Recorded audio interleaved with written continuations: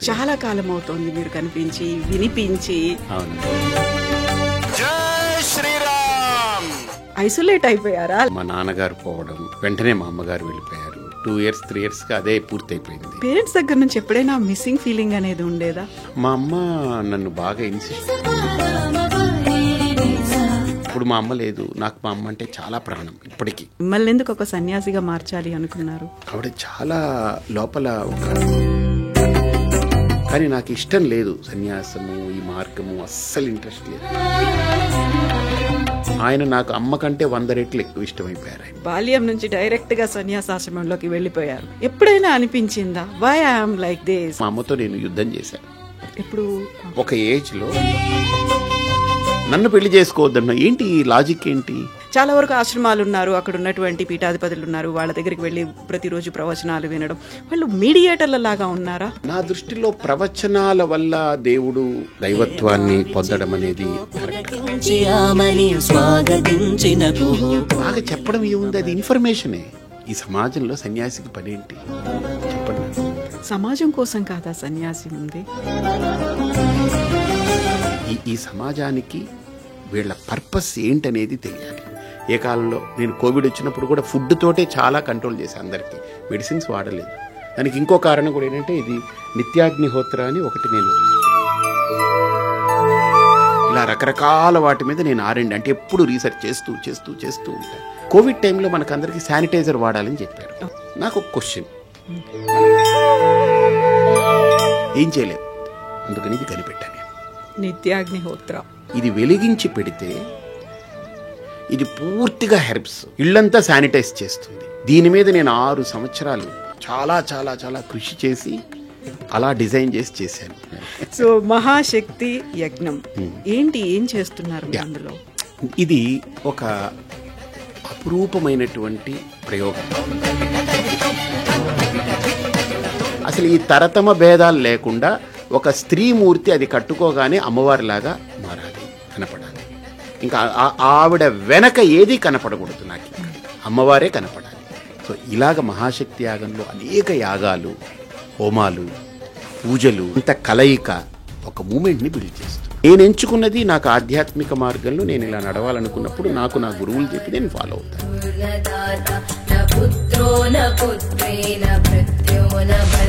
చాలా మంది స్వాములు, పీఠాధిపతులు దగ్గరికి ఎవరిని రానివ్వరు, కాళ్ళను కూడా ముట్టుకొనివ్వరు. ఒకవేళ ముట్టుకుంటే వెళ్ళి ఇమ్మీడియట్ గా స్నానం చేస్తారు. అవన్నీ కూడా మీరు ఫాలో అవుతుంటారా? నేను లిటరలీ స్పీకింగ్ అలా ఫాలో అయితే నేను US వెళ్ళలేను, అలా ఫాలో అయితే నేను ఫ్లైట్స్లో తిరగలేను, అలా ఫాలో అయితే నేను iDream స్టూడియోకి రాలేను, అలా ఫాలో అయితే మీ ఎదురుగుండా కూర్చోలేను, అలా ఫాలో అయితే నన్ను ఇలా క్వశ్చన్స్ చేయకూడదు. అందుకే నా దగ్గర ఆ దండమది నేను తీసుకోలేదు. Should respect that. ఒక్క అంశంలో మాత్రం మీరు అక్కడ రాంగ్ స్టెప్ వేశారా అనిపించిందా? రాజకీయాలకు సంబంధించి అనిపించలేదా? దానికి లాజిక్ ఉంది. ఏంటది? ఆ మ్యాజిక్ తెలుస్తుంది. నమస్తే, నేను కవిత. Welcome to iDream.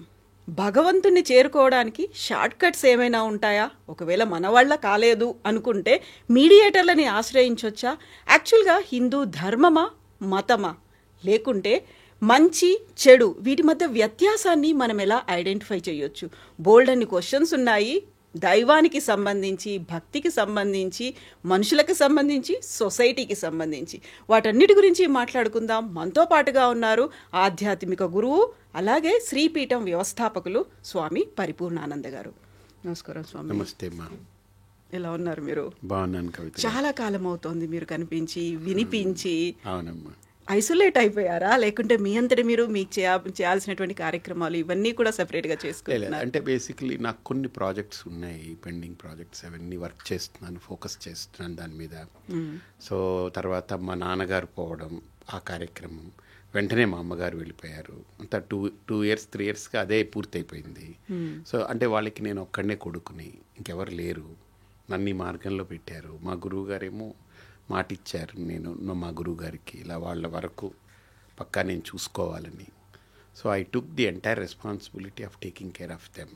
సో అలా time for good cause, good things, ఇంకా ఫ్యూచర్ ఆస్పెక్ట్స్ ఏంటి, ఎలా చేయాలి ఏంటి, వాటి మీద దృష్టి పెట్టడంతో కొద్దిగా టైం స్పెండ్ అవుతుంది కదా. ఏకైక సంతానం, అవును. మీరు ఈ మార్గాన్ని ఎంచుకున్నారు అంటే అక్కడ వాళ్ళందరికీ దూరం అవ్వాల్సినటువంటి పరిస్థితులు, అందరికీ ఉండేట్టుగా కుటుంబ నేపథ్యం కావచ్చు, అక్కడ ఉన్నటువంటి పరిస్థితులు, వాటన్నిటిని మీరు ఫాలో అవ్వలేరు. ఇంకొక మార్గాన్ని ఎంచుకున్నారు కాబట్టి మీకంటూ మళ్ళీ ఒక సిస్టమ్ని డెవలప్ చేసుకున్నారు, ఒక శ్రీపీఠాన్ని ఏర్పాటు చేసుకున్నారు, ఒక ధర్మ ప్రచారం కోసం ఉన్నారు, ప్రవచనకర్తగా ఉన్నారు, ఇన్ని చేస్తున్నారు. పేరెంట్స్ దగ్గర నుంచి ఎప్పుడైనా మిస్సింగ్ ఫీలింగ్ అనేది ఉండేదా? మా అమ్మ నన్ను బాగా ఇన్సిస్ట్ చేసి ఈ పాత్రలో ఉండాలని ఆవిడ డిటర్మిన్డ్గా మార్చింది. ఇది ఆవిడ డిటర్మినేషన్, ఇది ఆవిడ డెసిషన్ ఇది. బట్ నేను యాజ్ ఏ కొడుకుగా కంటే ఎక్కువగా నేను వాళ్ళకి బాగా క్లోజ్గా, వాళ్ళకి ఒక ఫ్రెండ్గా, వాళ్ళు నాతో ఒక మంచి మిత్రులాగా అలా కలిసిపోయి ఉన్నాను తప్ప ఏదో మిస్ అయిపోయిన ఫీలింగ్స్ కానీ ఇంకోటి కానీ ఇప్పుడు వాళ్ళకి లేదు, నాకు లేదు. ఇప్పుడు మా అమ్మ లేదు, నాకు మా అమ్మ అంటే చాలా ప్రాణం ఇప్పటికీ. అంటే సన్యాసినైనా నేను చెప్పుకుంటా మా అమ్మే నా ప్రాణం. మా అమ్మ లేకపోతే నేను లేను. అంటే సహజంగా బయలాజికల్ మదరే కాదు, ఆవిడ నన్ను స్పిరిచువల్గా ఈరోజు పరిపూర్ణానందంగా నిలబెట్టింది ఆవిడ ఫస్ట్. తర్వాత నా గురువు. మా నాన్నగారు ఏంటంటే మా అమ్మకి పూర్తిగా సహకరించేవారు అంతే. సో ఆయన he never interfered in to her thoughts. ఆయన ఎప్పుడు ఇంటర్ఫీర్ అవ్వలేదు. మా అమ్మ డెసిషన్ రైట్ అనుకుని వదిలేసేవారు. సో కాబట్టి మా అమ్మ లేకపోతే నేను లేను కదా. సో కాబట్టి నాకు మొట్టమొదటి గురువు నా తల్లి నన్ను ఈ మార్గంలో పెట్టింది. తర్వాత నా గురువు దయానంద స్వామీజీ, వారి వల్ల ఈరోజు ఇలా ఉన్నాను. కాబట్టి నాకు మోర్ దెన్ అమ్మ అనే దానికంటే ఏదో ఒక అమ్మవారి రూపమేమో ఆవిడ నన్ను ఈ దారిలో పెట్టడానికి. ఆవిడ నన్ను ఇలా కడుపులో మోసి నన్ను కని ఇలా చేసిందని నేను అనుకుంటాను. అది పరిపూర్ణానంద ఎవరు పెట్టారు ఈ పేరు? మా గురువు గారు. అంతకుముందు నా పేరు మా ఇంట్లో మా అమ్మగారు వాళ్ళు కళాధర్ అని పిలిచేవారు. నా పేరు అది కళాధర్ అని. ఆ తర్వాత కంప్లీట్గా అమ్మ మిమ్మల్ని పిలవాలి అంటే ఎలా పిలిచేవాళ్ళు? నన్ను రాజా అని పిలుస్తుంది, అంటే బిడ్డ అని పిలుస్తుంది ఇప్పటికీ. ఇప్పుడుంటే అదే పిలిచేది, పోయేటప్పుడు కూడా అదే పిలిచే వెళ్ళింది ఆవిడ.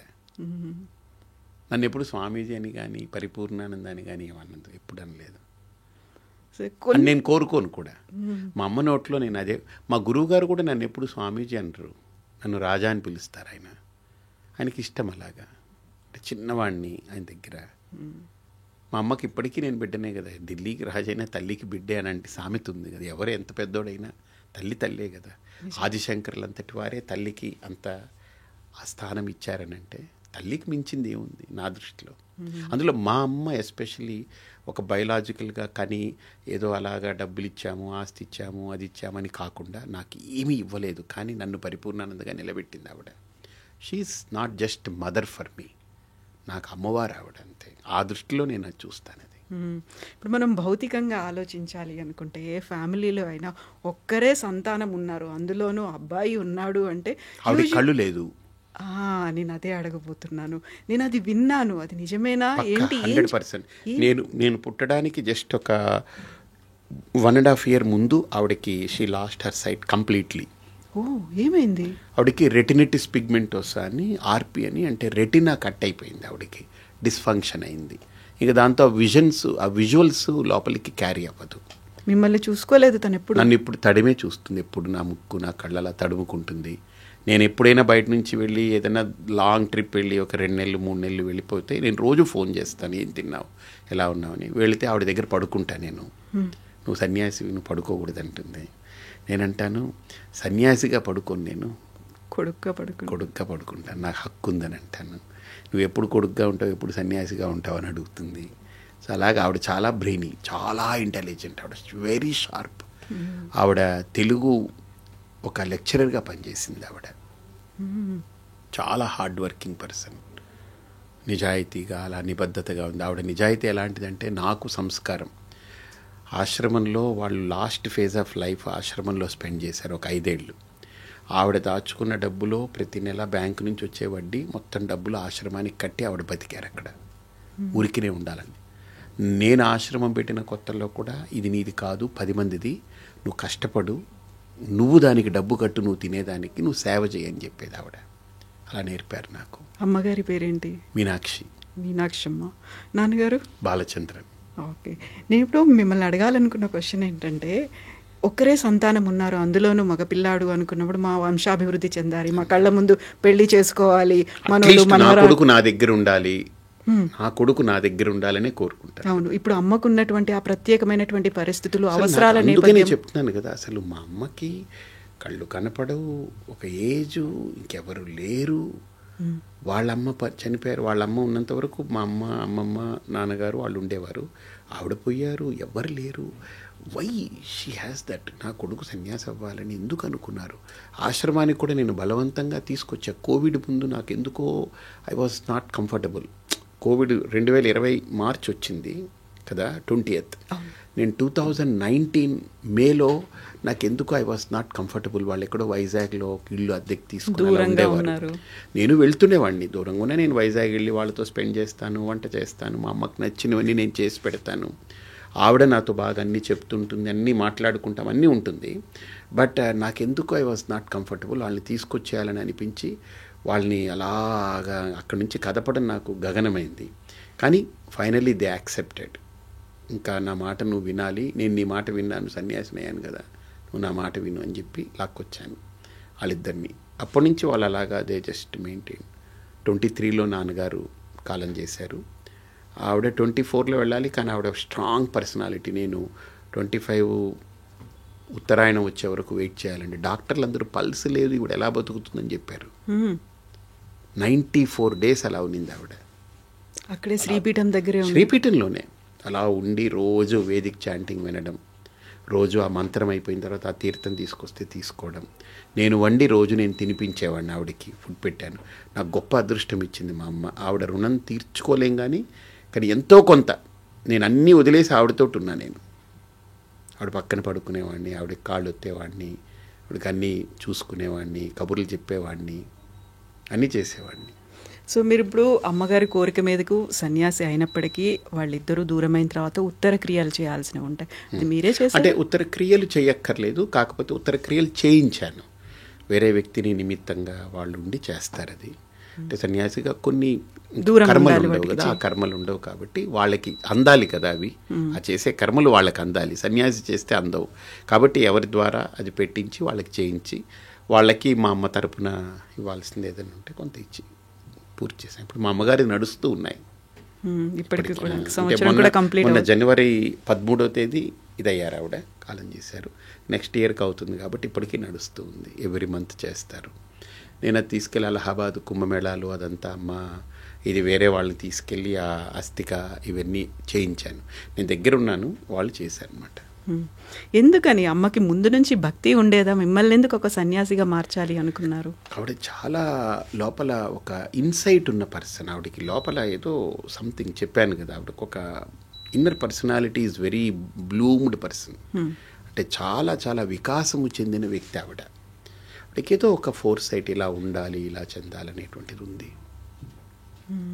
నేను స్ట్రాంగ్ పర్సన్ని, కానీ నాకు ఇష్టం లేదు సన్యాసము, ఈ మార్గము అస్సలు ఇంట్రెస్ట్ లేదు నాకు. నాకు క్రికెట్ అనేది అలా ఇంట్రెస్ట్ ఉండేది. ఆడేవాళ్ళ? చాలా మంచి ప్లేయర్ని, క్రికెట్ ప్లేయర్ని. ఇప్పటికీ బౌలర్ రెండు ఆల్రౌండర్ చేస్తాను. ఆల్రౌండ్ చేస్తాను. ఇప్పటికే ఆడతారా మీరు? ఆశ్రమంలో పిల్లలు, వేద విద్యార్థులు మేమందరం ఆడుతుంటాం. తప్పేం కాదు. సో ఫిజికల్ ఎక్సర్సైజ్ వాళ్ళకి కూడా పాపం ఒక ఎంటర్టైన్మెంట్ కదా. సో మా అమ్మకి ఇవన్నీ కాదు, నువ్వు ఇలా అవ్వాలని చెప్పింది. మా అమ్మ అంటే నాకు చెప్పాను కదా ముందు నుంచి నాకు ఒక ప్రాణం, ఇష్టం. ఎందుకో I got connected with her. So ఇంకా ఆవిడ మాట తీసుకున్నాను అంతే. బట్ ఇప్పుడు నాకు అనిపిస్తుంది మా అమ్మ నాకు ఎలాంటి జీవితాన్ని ప్రసాదించింది, ఇంత గొప్ప జీవితాన్ని ఇవ్వగలిగిందని నాకు ఇప్పుడు తెలుస్తుంది. అది ఎందుకని వద్దనుకున్నారు మరి మీరు? అంటే క్రికెటే మొత్తం లైఫ్ వయసు కదమ్మా అప్పుడు, చిన్న ఏజ్ 13 ఏళ్ళు, ఎలా ఉంటుంది సన్యాసం, ఇవన్నీ ఏమిటి, నన్ను వెళ్ళి ఏం చేయమంటావు అక్కడ అని అడిగేవాడిని. సన్యాసం ఉంటే ఏం చేయాలి నేను అక్కడికి వెళ్ళి, వాళ్ళు ఏం చేస్తున్నారు, దేవుడికి పూజలు, ఇంట్లో పూజ చేసేస్తాను, దాని ఏముంది, కాదు అనేది మా అమ్మ. ఆవిడ ఏం చెప్పాలనుకుంటే అది నాకు అర్థమయ్యేది కాదు. పెద్ద విషయాలు కదా అవి. నన్ను పోరు ఏం చేయమంటావు చెప్పానంటే ఏం చెప్పలేకపోయేవారు. సో దట్స్ హౌ చిన్న టజిల్ ఉండేది. తర్వాత అది క్లియర్ అయింది. నేను వెళ్ళడం, అక్కడ ఉండడం, నా గురువు గారి యొక్క ఆ స్పర్శ ఆయన దగ్గరికి వెళ్ళిన తర్వాత నా జీవితంలో ఒక ఐ ఓపెనింగ్ అయింది నాకు. అంటే తెలియదు, నాకు అసలు ఏం జరిగిందని తెలియదు, కానీ I got connected with him. ఆయన ఒక ఋషి, మహర్షి అంతే. మా అమ్మ నాకు ఎంత ఇష్టమో, నన్ను కనకపోయినా పొట్టలో పెంచకపోయినా ఆయన నాకు అమ్మ కంటే 100 రెట్లు ఎక్కువ ఇష్టమైపోయారు ఆయన. అందుకని I got connected with him. అది నాకు ఆ గురువుతో ఉన్న అనుబంధం అది. సో ఆ కళ్ళల్లో కనిపిస్తోంది అది. ఎప్పుడన్నా ఆయన లేరు, ఆయన ఫిజికల్గా వెళ్ళిపోయారు, మా అమ్మ వెళ్ళిపోయింది, అందరు వెళ్ళిపోయారు, ఏక్ నిరంజన్ అన్నట్టు ఉన్నాను ఇప్పుడు. అంతే. అనుకున్నది అమ్మగారేమో అనుకున్నారు ఇటువైపు రావాలని. ఇప్పుడు మీరు ఒక శ్రీపీఠాన్ని ఏర్పాటు చేశారు, మహాశక్తి యాగాలు చేస్తున్నారు, లలితా సహస్రనామానికి సంబంధించి అక్కడ కూడా యజ్ఞ యాగాదులు ఇవన్నీ చేస్తూ వస్తున్నారు. ఇవన్నిటిని అమ్మ చూశారు కదా. మా అమ్మ 2 విట్నెస్ చేశారు. మా నాన్నగారు చూడలేదు, మా నాన్నగారు కాలం చేశారు, కానీ మా అమ్మ 2 చూశారు. మహాశక్తి యాగం పాల్గొన్నారు, ఆవిడ చూశారు.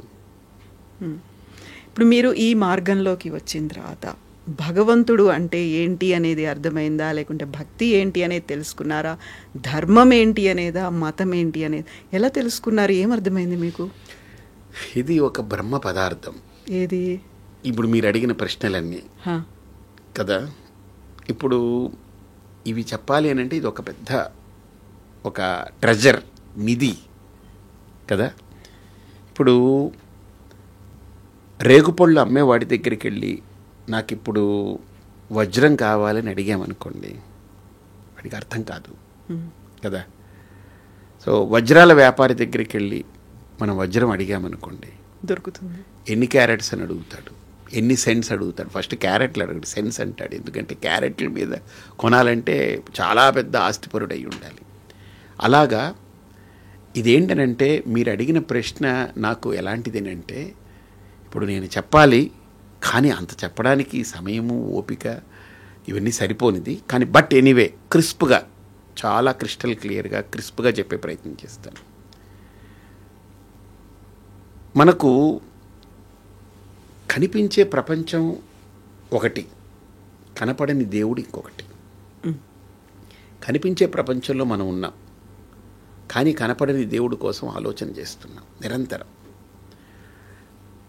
ఇప్పుడు మీరు అడిగారు చూసారా, ఆ కనపడని దేవుడిని నమ్మడం అనేది భక్తి. అర్థమైందా? నమ్మిన తర్వాత ఆ దేవుడి కోసం నేను పూజ చేయాలా, వ్రతం చేయాలా, దీక్ష చేయాలా, ఏదైనా త్యాగం చేయాలా, ఏం చేయాలి అని వివరించినది ధర్మం. అర్థమైందా? సో ధర్మానికి మతానికి చిన్న తేడా ఉంది. మతం అనేది ఒక వ్యక్తి ద్వారా తయారవుతుంది, ఒక వ్యక్తి దానికి నిర్మాత అవుతాడు. ధర్మం అనేది వ్యవస్థ అవుతుంది. ధర్మం ఒక వ్యవస్థ ద్వారా రూపొందుతుంది, మతం అనేది ఒక వ్యక్తి ద్వారా రూపొందుతుంది. కాబట్టి ఈ హిందుత్వం అనేది ప్రధానంగా ఒక ధర్మం. ఇది అంటే నేను ఎలా ఉండాలి, ఏం చేయాలి, ఏ రకంగా నేను ఇది చేయాలనేది.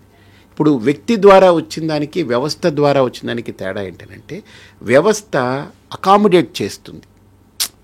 మీకు అర్థమైంది కదా. వ్యక్తి పరిచ్ఛిన్నతలతో ఉంటాడు, పరిధితో ఉంటాడు.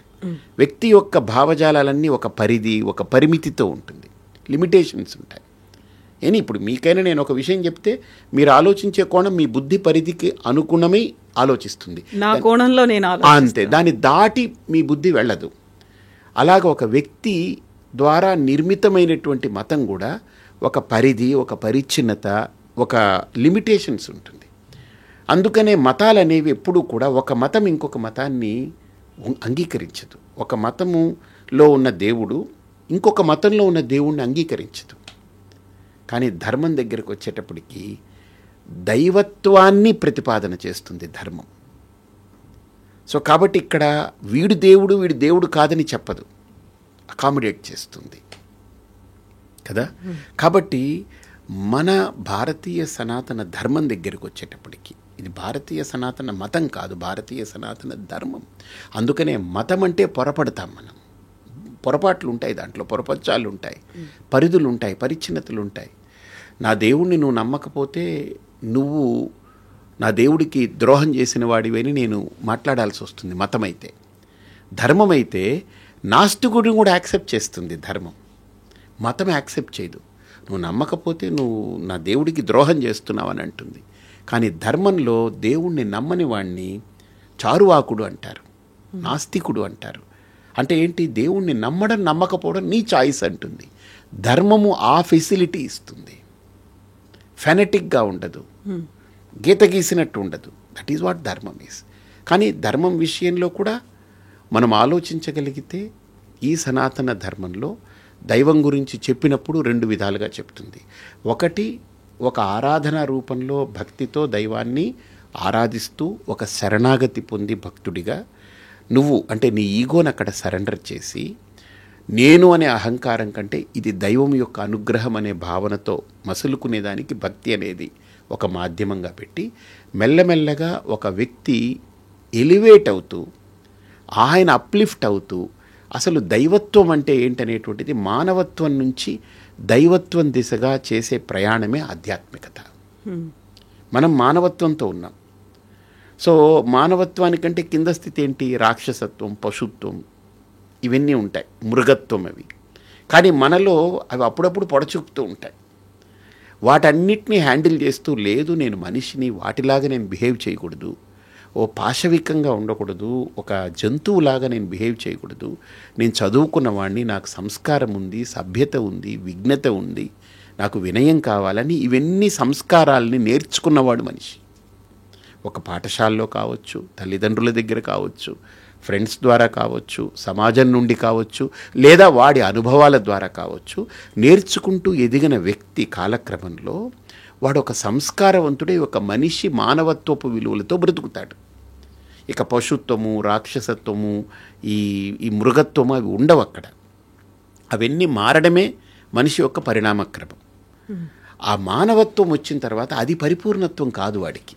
ఎందుకంటే మనిషికి మనస్సు అనేటువంటిది అల్లకల్లోలము సృష్టించగలిగేటువంటి, ఉపద్రవం సృష్టించగలిగే పరికరం. అలాంటి ఆ మనస్సుని ఎలా మనం మలుచుకుంటూ ఒక పరిపూర్ణత్వం దిశగా మనం వెళ్ళాలి, ఒక పరిపక్వమైనటువంటి స్థితికి మనం ఎలా చేరాలి అనేటువంటిది దైవత్వానికి సంకేతం. కాబట్టి పరిపూర్ణమైనది దైవత్వం. కాబట్టి ఆ స్థాయికి చేరడానికి వేసిన బాటనే ఆధ్యాత్మికత. కాబట్టి భక్తిలో నాకు ఇవన్నీ కాదు, నేను నమ్మాను, శరణాగతుడై ఉంటున్నాను. కానీ కాలక్రమంలో ఆ భక్తి పరిపక్వమైతే అది ఆధ్యాత్మికంగా పరిణమిస్తుంది. భక్తి ఆధ్యాత్మికతలోకి పరిణమించకపోతే, అలా కన్వర్ట్ అవ్వకపోతే, ఆ కన్వర్షన్ జరగకపోతే, లైక్ ఇప్పుడు ఎగ్జాంపుల్ నేను మాట్లాడుతున్నాను, ఈ మైక్ గ్రాస్ప్ చేసింది, దీన్ని వేవ్స్ కింద కన్వర్ట్ చేస్తుంది కదా. ఈ వేవ్స్ని తీసుకెళ్ళి కెమెరాలోకి ఇస్తుంది, కెమెరాలో నా ఆడియో నా వీడియో తీసుకుంటుంది, అది క్యాప్చర్ చేస్తుంది. ఈ రెండింటిని మనం కలిపి తర్వాత తీసుకుని టెలికాస్ట్ చేస్తాము. మళ్ళీ ఆ వేవ్స్ కన్వర్ట్ అయ్యి వర్డ్స్ కింద, మాటల కింద కన్వర్ట్ అవుతాయి. మళ్ళీ ఆ వేవ్స్ మళ్ళీ బొమ్మల కింద కన్వర్ట్ అవుతాయి. ఇవన్నీ అవుతున్నాయి కదా. సో ఆ ఫార్మేట్ ఆఫ్ కన్వర్షన్ అది ఎలాగైతే దీంట్లో ఉందో అలాగనే ఆధ్యాత్మికతలో కూడా, ధర్మంలో కూడా ఒక భక్తుడు ఒక ఆధ్యాత్మిక సాధకుడిగా కన్వర్ట్ అవ్వాలి. అంటే ట్రాన్స్ఫర్మేషన్ అంటాం, కన్వర్షన్ అన్నము ట్రాన్స్ఫర్మేషన్ అంటే ఆ ఎదుగుదల, ఆ పరిణితి రావాలి. అది రాకపోతే భక్తికి ప్రయోజనం లేదు. భక్తి యొక్క పరాకాష్ఠ, భక్తి యొక్క కంప్లీట్నెస్ ఆఫ్ భక్తి is transforming a devotee into a spiritual seeker. ఒక ఆధ్యాత్మిక సాధకుడిగా పరిణితి పొందడం, అది కావాలి. అది ఇప్పుడు ఒక వ్యక్తి నేను భక్తుడు కావాలి అనుకుంటే డైరెక్ట్గా భగవంతుడి దగ్గరికి వెళ్ళి ఒక శరణాగతో, లేకుంటే నవవిధమైనటువంటి భక్తి రూపాలు, మార్గాలు ఉన్నాయి, అది ఆచరిస్తే లేకుంటే అనుసరిస్తే సరిపోదా? మధ్యలో కొంతమంది గురువులు ఉంటారు, ఆశ్రమాలు ఉంటారు, పీఠాధిపతులు ఉంటారు, వారి దాకా వెళ్ళి అక్కడి నుంచే వెళ్ళాల్సినటువంటి అవసరం ఉంటుందా? మంచి ప్రశ్న. ఇప్పుడు మనము ఒక్కటి ఆలోచన చేయండి, అసలు ఈ భక్తి, దేవుడు, ఈ పద్ధతి, ధర్మము ఎవరిచ్చారు మనకు? ఎక్కడి నుంచి వచ్చింది? ఎవరో ఇస్తేనే కదా, ఎవరో చూపిస్తేనే కదా, పరంపరలాగా. కాబట్టి ఆ పరంపరని మనం గౌరవిస్తున్నాం. లేకపోతే ఎవరికి నచ్చినట్టు వాళ్ళే ఏదో భక్తిలో వెళ్ళిపోయారు అనుకోండి, అది ఏమిటవుతుంది?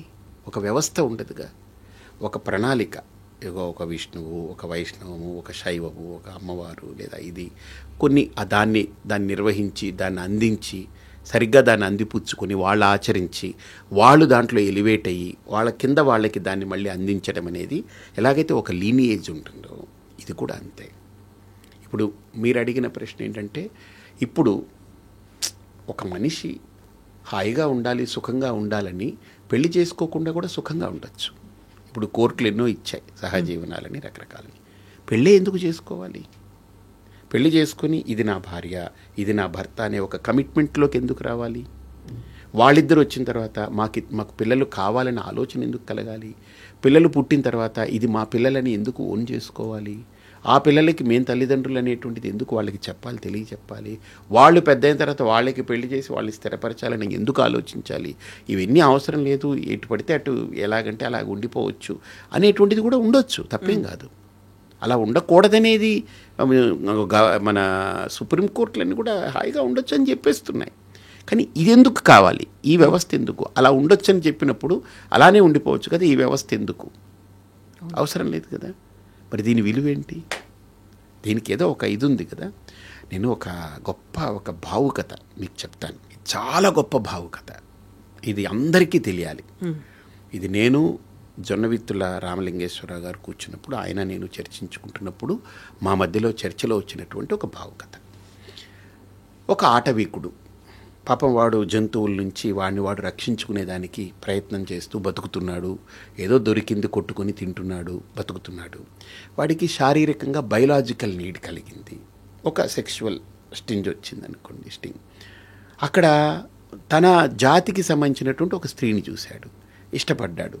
అది సుకుమారంగా, అందంగా, మంచిగా కనపడింది. వీడు దానితో కలిశాడు. కలిసిన తర్వాత దాని మీద వీడికి మనసు కలిగింది, ఆ పిల్లకి వీడి మీద కలిగింది మనసు. ఇద్దరు చదువుకోలేదు, ఆటవీకులే. వాళ్ళిద్దరిది ఒకసారి ఊహ, ఒక భావుకత ఇది. వచ్చుకున్నప్పుడు కొంతకాలం అయ్యేటప్పటికి ఆ పిల్లకి కడుపు వచ్చింది. వాడికి ఏం తెలియదు, వాడికి ఇదేంటిది ఇలా అయిపోతుందని అనుకున్నాడు. ఎవరో పెద్దలు వచ్చి ఇది ఇలా ఉంటుంది, ఇది ఇలా వస్తుంది అని అన్నారు. దానికి బిడ్డ పుట్టేటప్పటికి వాడికి ఒక బంధం కలిగిపోయింది. ఇది బిడ్డ, ఇది ఇక్కడి నుంచి వచ్చిందని నా అనేది వీడికి కలిగింది. ఆ తల్లి ఏం చేస్తుంది, ఇదిగో మీ నాన్న అని అంటే నీది అని నేర్పుతుంది. ఆ తనతనం అనేది అక్కడ పుట్టేసింది వాడికి. పుట్టి ఇప్పుడు ఈ తల్లికి ఈ బిడ్డకి వీడు రక్షకుడు అవుతున్నాడు. ఏ జంతువు వీళ్ళని ఇబ్బంది పెట్టకూడదు, వీళ్ళకి ఆహారం నేను కొట్టుకొచ్చి పెట్టాలి, నా పెళ్ళం కష్టపడకూడదు, కూర్చోవాలి, నా బిడ్డను అది బాగా సాకాలి, ఆలోచనలన్నీ మెల్లగా పుట్టి ఎవాల్వ్ అవుతూ ఒక మనిషిగా ఎలా వచ్చాడంటే ఆఖరికి ఇది నా భార్య, ఇది నా బిడ్డ అని. అది మా నాన్న చూసావా ఎంత కష్టపడుతున్నాడో, మా నాన్న మా కోసం బయటికి వెళ్ళి మృగాల్ని వాటిని ఎదుర్కొని ఆయన రక్షించుకుని మళ్ళీ ఫుడ్ పట్టుకొచ్చి మా అమ్మకి నాకు పెడుతున్నాడు అని బిడ్డ అనుకుంటుంది. మా నాన్న గ్రేట్ అనుకుంటుంది. ఆ భార్య ఏమనుకుంటుంది, నా భర్త బయటికి వెళ్ళి మేము బాగుండాలని ఎంతో చేస్తున్నాడు అనుకుంటుంది. దానికి ఒక గ్రేట్నెస్ ఉంటుంది. వీడేమనుకుంటాడు, నాకు అందమైనటువంటి ఒక స్త్రీ దొరికింది, ఒక మల్లెపూ లాంటి ఒక పుష్పం లాంటిది, ఎంత సుకుమారంగా ఉంది, ఎంత అందంగా ఉంది, నా కోసం ఎంతో సుఖాన్ని ఇస్తుంది, అది ఎంత కష్టపడుతుంది, నాకు బిడ్డనిచ్చింది, 12 బిడ్డని, ఇది నాది అని వాడు ఫీల్ అవుతాడు. అంటే ఇవన్నీ ఫీలింగ్స్ ఉన్నాయి కదా, భావనలు. ఇష్టం వచ్చినట్టు ఉండిపోతే ఈ ఫీలింగ్స్ ఎక్కడ రావు కదా, అంతా డ్రైగా వెళ్ళిపోతుంటుంది కదా. ఏదో బాత్రూమ్కి వెళ్ళి టాయిలెట్కి వెళ్ళి వాష్ చేసుకుని ఫ్లష్ చేసుకున్నట్టుగా if you just want to have a just sexual life, it's a just sexual life, right? అది కూడా ఒక టాయిలెట్కి వెళ్ళి వచ్చినట్టే అవుతుంది కదా. ఈ ఫీల్ ఎక్కడుంది? అది గృహస్థాశ్రమంలో ఉంది, ఒక భార్య భర్త ఆ ఓనింగ్లో కదా. లేదు ఎలా పడితే ఇప్పుడు కాఫీ షాప్కి వెళ్ళాం, కాఫీ తాగేసాం, పక్కన పడేసాం, డబ్బులు పే చేసాం వచ్చినట్టుగా ఇదేదో ఒక రిలేషన్షిప్ అనేది అది కాదు కదా. ఇట్స్ జస్ట్ ఒక క్యాజువల్గా వెళ్ళిపోయేది కాదు కదా, ఇది ఒక ఫీల్తో కూడుకున్నది కదా. ఈ ఫీలింగ్స్కి మనిషికే కదా ఉంది. ఇప్పుడు జంతువుల్లో ఆ ఫీలింగ్స్తో సంబంధం లేదు, అది ఇంటరాక్ట్ అవుతాయి, అయిపోతుంది. దానికి కడుపు వచ్చిన తర్వాత మొగది పట్టించుకోదు, ఆడది పట్టించుకోదు, అది డెలివరీ చేసేస్తుంది. పిల్లలు కొద్దిగా పెద్దవగానే ఆ పిల్లల్ని దగ్గరికి కూడా రానివ్వదు, అది పొడిచి బయటికి తన్నేస్తుంది, తోసేస్తుంది. అది ఇంకా 1 year తర్వాత పాలు మానేసిన తర్వాత తల్లితనం కూడా ఉండదు దాని మీద, దానికి మా అమ్మ అనేది ఉండదు. అది మళ్ళీ పెద్ద అయిపోయి మొగదనుకోండి, అది తల్లితోటే అది క్రాస్కి వెళ్తుంది. బట్ అది జంతువు నీతి అది కదా. కానీ ఇక్కడ మానవులకి ఆ నీతి కాదు కదా. మానవుడిగా మనం చదువుకున్నాము, ఇంత జంతువుల కంటే విలక్షణం అంటున్నాము, జంతువుల కంటే చాలా డిఫరెంట్ అంటున్నాము. కానీ అన్నిట్లో జంతువు కంటే విలక్షణం అంటున్నాం, కొన్నిట్లో మనం జంతువుల కంటే ఇంకా కూడా ఫ్రీగా ఉండొచ్చు అనుకుంటున్నామని అంటే ఎక్కడ మనిషికి ఎక్కడో రిపేర్ చేయాలి, ఎక్కడో సంథింగ్ ఏదో రిపేర్ చేయాల్సినవి ఉన్నాయి కొన్ని. I'm not obstructing or I'm not criticising, I'm making them feel. ఈ ఫీలింగ్స్కి, ఎమోషన్స్కి, వీటికి ప్లేస్ లేకుంటే ఒక డ్రై కదా, వాట్స్ ఎ థింగ్. నేను ఏదో ఒకటి తిన్నాను, టిష్యూ పేపర్ ఉంది, తుడిచి అవతల పారేస్తాను. అది కూడా అంతే, ఆ రిలేషన్షిప్ కూడా అలానే ఉంటుంది. Like you just handle tissue paper and just wipe it out and throw it out. అది మేము మాట్లాడుకుంటున్నప్పుడు కలిగిందనమాట. కాబట్టి అమ్మ అనేది ఒక ఫీలింగ్, నాన్న అనేది ఒక ఫీలింగ్. ఆ ఫీలింగ్ లైఫ్ లాంగ్ అలా ఉంటుంది. వాళ్ళు చనిపోయిన తర్వాత కూడా మన కల్చర్ ఏం చెప్పింది, ఆ అమ్మ నాన్న చనిపోయినా నువ్వు బ్రతికున్నంత వరకు వాళ్ళ స్మరణతో ఏదో చేస్తూ ఉండాలనేది. కాబట్టి ఇవన్నీ మనకు ఎవరు నేర్పారు, ఇవన్నీ ఎవరు చెప్పారు?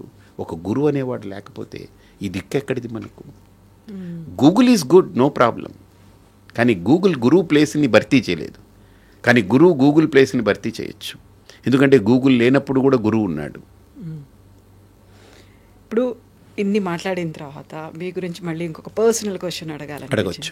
ఇప్పుడు మన గృహస్థాశ్రమం గురించి చెప్పిన తర్వాత మీరు బాల్యం నుంచి డైరెక్ట్గా సన్యాసాశ్రమంలోకి వెళ్ళిపోయారు. మధ్యలో ఉన్నటువంటి ఈ ఆశ్రమాలు వీటన్నిటిని దేన్ని ఫాలో అవ్వాలి, ఈ ఫేజుల్ని ఫాలో అవ్వాలి. ఎప్పుడైనా అనిపించిందా వై ఐఎమ్ లైక్ దిస్, అనిపించింది. ఎందుకు ఇలా చేసి ఇక్కడే ఉన్నాను, ఇలాగే అనిపించింది. నేను ఎందుకు ఈ వివాహము అనే వ్యవస్థని నేను ట్రెస్పాస్ చేయాలి? మా అమ్మ చెప్పింది కదా, నేను వదులుకోవడం కాదు కదా, నాకు ఇష్టము అనిపిస్తే నేను వెళ్ళాలి అనే ఒక చాయిస్ నాకు కావాలని మా అమ్మతో నేను యుద్ధం చేశాను. ఇప్పుడు ఒక ఏజ్లో నువ్వు నన్ను అంటే కొద్దిగా అవేర్నెస్ వచ్చి నేను మా గురువు గారి దగ్గరికి వెళ్ళొస్తూ ఉండేవాడిని, అక్కడ కోర్సులో ఉండేవాడిని. అప్పుడప్పుడు సెలవులకి మా గురువు గారు పంపించినప్పుడు మా అమ్మతో ఆర్గ్యూ చేసేవాడిని. నువ్వు పెళ్లి చేసుకున్నావు, నన్ను పెళ్లి చేసుకోవద్దంటున్నావు. అమ్మ నాన్న పెళ్లి చేసుకున్నావు, అదే నువ్వు పెళ్లి చేసుకున్నావు, ఓకే, నన్ను పెళ్లి చేసుకోవద్దన్నావు. ఏంటి ఈ లాజిక్ ఏంటి? నన్ను ఎందుకు పనిష్ చేస్తున్నావు అని అడిగేవాడిని. మా అమ్మనింది, నేను నిన్ను పనిష్ చేయట్లేదురా, నీకు ఒక పాత్ నేను చూపించాలనుకుంటున్నానని చెప్పింది. నాకు అర్థమయ్యేది కాదు అప్పుడు. ఒక ఏజ్ కదా, టెండర్ ఏజ్ అప్పుడు, 20 ఏళ్ళు, 19, 20, 21 ఆ ఏజ్ కదా. అప్పుడు ఏంటి ఎలా ఉంటుంది, ఆ న్యాచురల్ థాట్స్ ఉంటాయి కదా. అప్పుడు మా అమ్మతో నేను అడిగేవాడిని. అడిగితే మా అమ్మ చెప్పేది, నాకు క్యారీ చేసేది మా అమ్మ. అయితే దట్స్ ఎ డిఫరెంట్ థింగ్. నాకు రాలేదని కాదు, నేను ఎందుకు ఇలా వెళ్ళాలని అనిపించింది. కానీ నా గురువు దగ్గర ఆయన చెప్పాను కదా, ఆయన నాకు మా అమ్మ కంటే 100 రెట్ల తల్లి లాంటి వ్యక్తి. ఆయన దగ్గర నేను ఉండగా ఆయన ఇచ్చిన ఇన్ఫర్మేషన్ తోటి, ఆయన ఇచ్చిన ఇన్సైట్ తోటి I could able to see, నేను నా లైఫ్ని నేను ఇలా చేయగలిగితే నేను ఇంకా నేను కొన్ని సాధించగలననేటువంటి ఆలోచన వచ్చింది. అంటే ఇక్కడ 2 రకాల జీవితాలు ఉంటాయి, 3 రకాలు. కేవలం ఫిజికల్గానే కనెక్ట్ అయిపోయి ఫిజికల్ వరల్డ్లోనే మనం ఉంటూ జీవితాన్ని గడిపేయడం ఒకటి. రెండవది ఎమోషనల్ వరల్డ్లో ఉంటూ ఎమోషన్స్ని, ఫీలింగ్స్ని కన్సిడర్ చేస్తూ బ్రతికేది ఒకటి. మూడోది ఇంటలెక్చువల్ వరల్డ్. అది అంటే ఒక జ్ఞానము, విజ్ఞానము ఆ స్థాయిలోకి వెళ్ళినప్పుడు మీరు గొప్ప గొప్ప సైంటిస్టులను చూస్తే ఆడికి పెళ్ళాం ఉందో కూడా తెలియదు, ఆడు తిన్నాడో కూడా తెలియదు. వాడికి ఇప్పుడు డేట్ రాసి పెడతాడు, ఎన్ని రోజులు అయిపోయిన తర్వాత చూస్తే ఈ రోజు డేట్ చూస్తే 3 నెలలు అయిపోయి ఉంటుంది. అంటే ఒక పరిశ్రమ, ఒక పరిశోధన, ఒక విచారణలో, బుద్ధిలో కనుక మనిషి బుద్ధితో ప్రయాణం చేయడం మొదలు పెడితే దేశము, కాలము, వ్యక్తులు, వస్తువులు ఏవి కనపడవు కదా, దాన్ని దాటి వెళ్ళిపోతాడు. ఆ ఇంటలెక్చువల్, ఆ కోశర్ అలాంటిది. సో ఆ ఇంటలెక్చువల్ లేయర్లోకి మనం వెళితే ఈ ఫిజికల్ లెవెల్లో ఉండేటువంటివి మనకు చాలా తక్కువ అనిపిస్తుంటుంది. అది హిండర్ చేయదు. అది దాన్ని మనం చూస్తాం, okay this not my cup of tea, ఇది నా కప్ ఆఫ్ టీ కాదని అనుకుంటాం, రైట్? అలాగా మా గురువు గారి దగ్గరికి వెళ్ళిన తర్వాత నాకు అది రిజాల్వ్ అయింది. I need to do something else more than this. నా జర్నీ ఇది, నా జోనర్ ఇది అని నేను అలా ఎంచుకోగలిగాను. నేను దానికి ఆ వయసుతో పాటుగా గురువు దగ్గర నుంచి వచ్చినటువంటి గురువు సంస్కారం. అది గూగుల్ ఇవ్వదు కదా, అది ఎవరు ఇవ్వరు, అది ఆ గురువే ఇవ్వగలడు ఆ సంస్కారాన్ని. ఇప్పుడు మనం భక్తి, దేవుడి దగ్గరికి వెళ్ళాలి, నాకు సరైన మార్గం అంటే ప్రతి ఒక్కరూ గురువు దాకా వెళ్ళాలి అనేది కుదరదు, అక్కడ సాధ్యం కాని విషయం. కాబట్టి చాలా వరకు ఆశ్రమాలు ఉన్నారు, అక్కడ ఉన్నటువంటి పీఠాధిపతులు ఉన్నారు, వాళ్ళ దగ్గరికి వెళ్ళి ప్రతిరోజు ప్రవచనాలు వినడం, వాళ్ళు మీడియేటర్ల లాగా ఉన్నారా? నా దృష్టిలో ప్రవచనాల వల్ల దేవుడు, దైవము, దైవత్వాన్ని పొందడం అనేది కరెక్ట్ కాదు. ప్రవచనం అనేది ఒక మాధ్యమం, నన్ను ఇన్స్పైర్ చేయడం వరకే. నేను 3 స్టెప్స్లో చూస్తాను, ఇది మీకు క్లారిటీ వస్తుంది. ఒక పండితుడు కానీ, ఒక సాహితీవేత్త కానీ, లేదా ఒక స్వామీజీ కానీ, లేదా ఒక గురువు కానీ ఎవరైనా మనతో ఏదైనా కమ్యూనికేట్ చేశారంటే దట్స్ ఎన్ ఇన్ఫర్మేషన్ మాత్రమే, రైట్? అది నేను ఒక బుక్లో చదివి తెలుసుకున్నా, లేదా ఇంకోళ్ళతో ఇంటరాక్ట్ అయ్యి ఎవరి ద్వారా తెలుసుకున్నా, that's an information. Information need to be converted into knowledge. ఆ ఇన్ఫర్మేషన్ నా చెవులు తీసుకున్నాయి, కానీ దాని నాలెడ్జ్గా నా లోపల నేను సాధన ద్వారా నేను కన్వర్ట్ చేయాలి. ఆ knowledge need to be transformed into wisdom.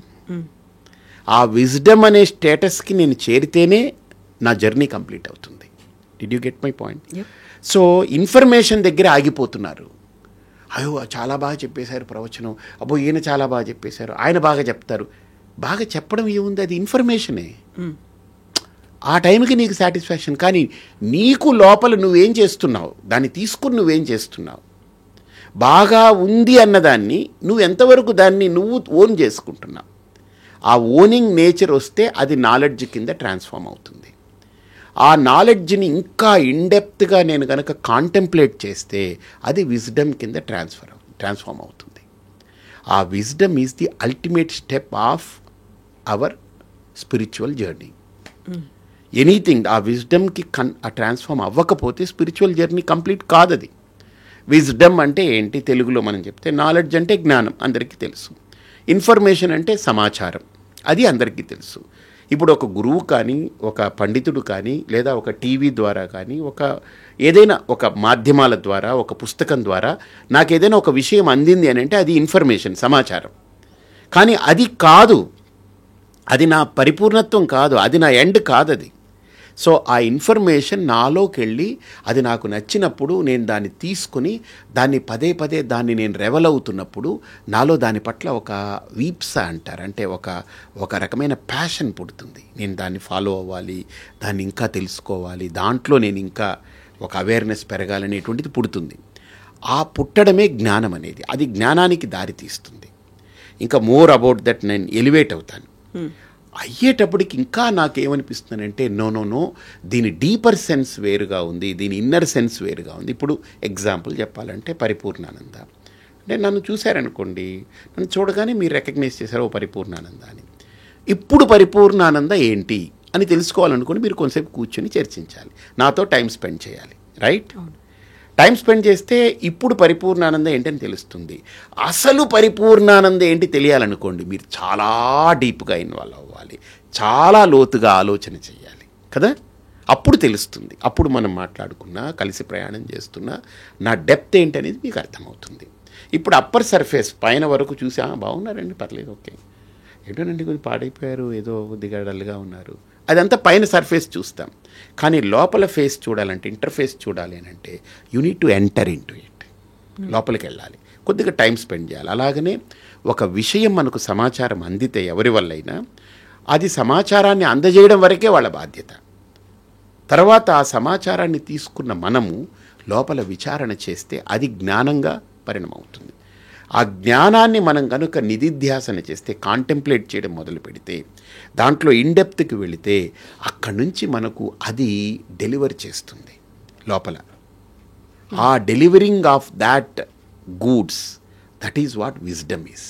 దాన్ని ప్రజ్ఞానము అన్నారు, ప్రజ్ఞ అన్నారు. ప్రజ్ఞ అనే పదం విన్నారు కదా, ఆ ప్రజ్ఞ అనేది అందరికీ ఓపెన్ అవ్వదు. ఆ ప్రజ్ఞ ఓపెన్ అవ్వాలి అని అంటే దానికి తగ్గ సాధన జరగాలి.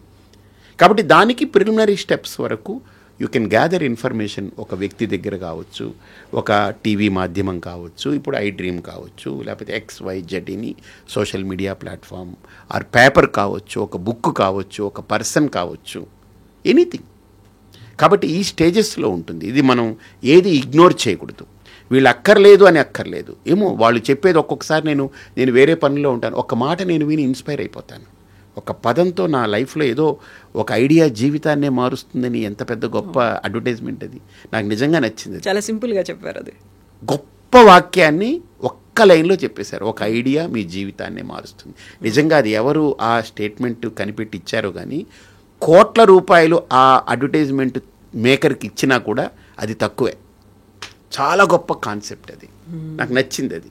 అలాగా you cannot ignore at any step, at any level. ఇప్పుడు మీరు అన్నారు ఇన్నర్ సెన్స్ తెలుసుకోవాలి, డీప్గా వెళ్ళాలి అంటే భగవంతుడు ఎవరో తెలుసుకోవాలి అంటే ప్రతి ఒక్కరూ మీలాగా అంత డీప్గా వెళ్ళాల్సిన అవసరం లేదు. నేను దేవుడు గుడికి వెళ్తున్నానా, పండగలప్పుడు పూజ చేసుకుంటున్నానా, నేను అందరితో కలిసి సెలబ్రేట్ చేసుకుంటున్నానా, నాకు కుదిరినప్పుడు వెళ్ళి దండం పెట్టుకొని వస్తున్నానా, అది భక్తి, అది సరిపోతుంది కదా. ప్రతి ఒక్కరూ అంత డీప్గా వెళ్ళి తెలుసుకోవాల్సినటువంటి అవసరం. ఆధ్యాత్మిక మార్గం అంటే ఇవన్నీ చేస్తేనే ఆధ్యాత్మిక మార్గమా, లేకపోతే నేను వెళ్ళాను దండం పెట్టుకొని వచ్చాను, నా బర్త్డేనో నా మ్యారేజ్ డేనో ఇంకోటో ఉంది, పండుగ రోజు ఉంది, అది సరిపోదంటారా? ఇప్పుడు మీ ఇంట్లో పెళ్లి జరుగుతుంది, మీరే నాకు ఆన్సర్ చెప్పాలి దీనికి, మీరు అడిగిన దానికి. నేను మీకు ఒక కౌంటర్ క్వశ్చన్ వేస్తాను. మీ ఇంట్లో మీ పాప ఉంది, పాపకు పెళ్లి చేస్తున్నారు అనుకుంటా. ఇప్పుడు నన్ను పిలిచారు, స్వామీజీ మీరు రావాలని పిలిచారు. అంటే నేను జనరల్గా వెళ్ళను పెళ్ళిళ్ళకి, ఎప్పుడు వెళ్ళకూడదు మేము, నన్ను పిలిచారు అనుకున్నాను. నేను వచ్చామ్మా మంచిదమ్మా అని ఏదో నాకు తోచిన గిఫ్ట్ ఇచ్చాను, వెళ్ళాను. మీ చెల్లెలకి చెప్పారు, మీ సొంత చెల్లెలు, ఆవిడికి చెప్పారు, మీ అమ్మకు చెప్పారు. ఇప్పుడు నన్ను మీరు రిసీవ్ చేసుకునేదానికి వాళ్ళు ఉండేదానికి ఏమిటి తేడా? పెళ్ళిలో they are part of you. ఒక ఫ్యామిలీ కాదు, they are part of you. మీ చెల్లెలంటే ఆవిడ మీ పాపకి పిన్ని, మీరు అమ్మ అయితే ఆవిడ పిన్ని, అంటే చిన్నమ్మ, అంటే మీరు అమ్మ అయితే ఆవిడ చిన్న తల్లి, అంతే కదా. మీరు అమ్మ, మీ అమ్మ ఆవిడకి ఏమవుతుంది? అమ్మ అంటే ఎంత కనెక్షన్ ఉంది అక్కడ కదా. వాళ్ళు ఎలా వస్తారు? నాలాగా చుట్టం చూపులాగా వచ్చి వెళ్ళిపోతారా? కాదు కదా. Do you expect that behaviour? No. వాళ్ళు ఉండాలి, నాతో ఉండాలి, నా కూతురితో ఉండాలి, నా కూతురికి అన్నీ చెప్పాలి, నేను ఫోకస్ చేయలేని ఏరియాస్ అన్నీ వాళ్ళు నా కూతురితోటి కనెక్ట్ అవ్వాలి అని కోరుకుంటారు కదా.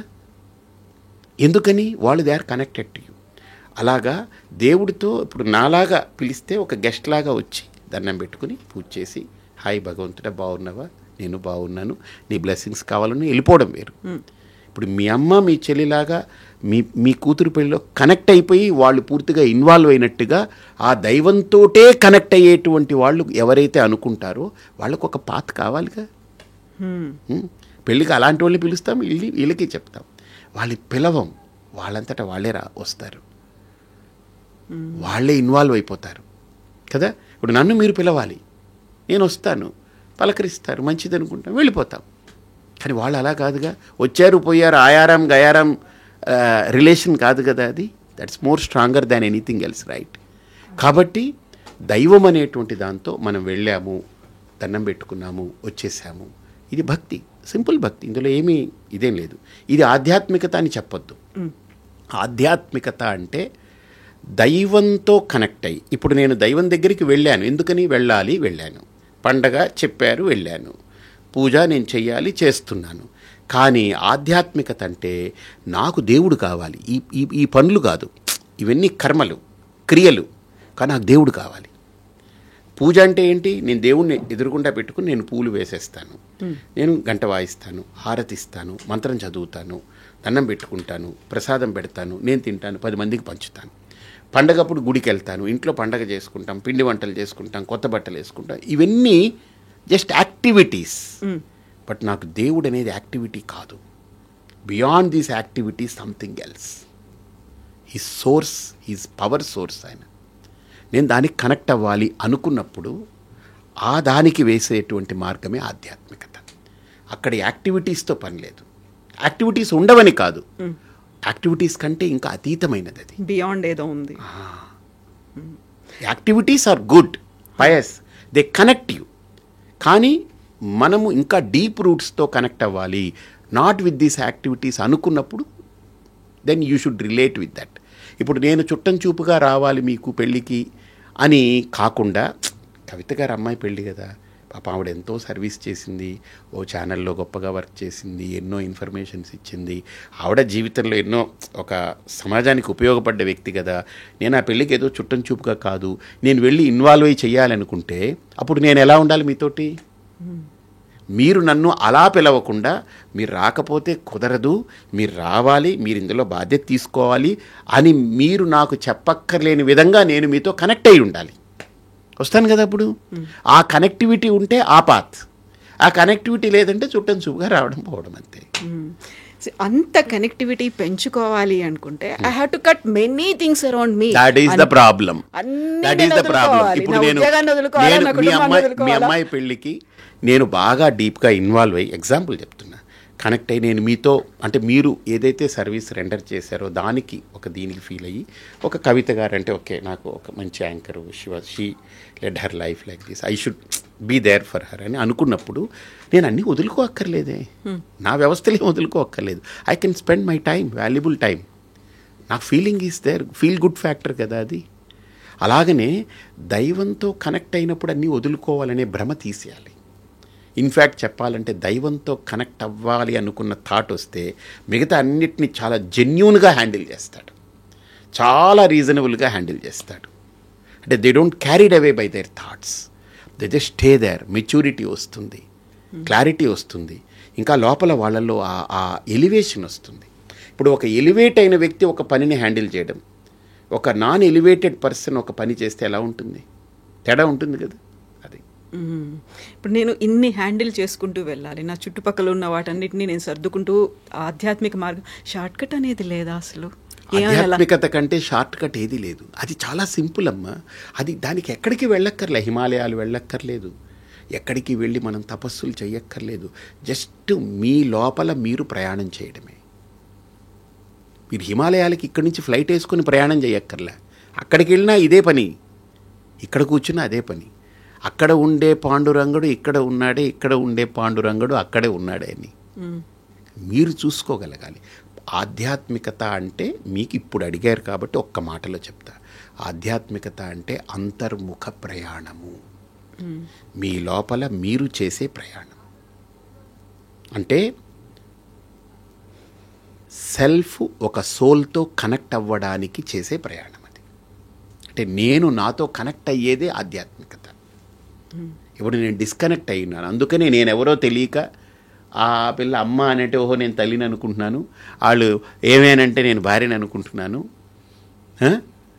ఏవిరా అనంటే నేను ఫ్రెండ్ అనుకుంటున్నాను, ఏం వాట్ బ్రో అనంటే నేనేదో ఇదనుకుంటున్నాను, లేదా నన్ను నా సబార్డినేట్ని నేను చూస్తే నేను ఓనర్ని నేను హయ్యర్ని అనుకుంటున్నాను, లేదా నా ఓనర్ నాకు కనపడితే ఇది కనపడితే ఒక కంపెనీ ఎండీ కనపడితే ఐఎమ్ ఎంప్లాయీ టు హిమ్ అనుకుంటున్నాను.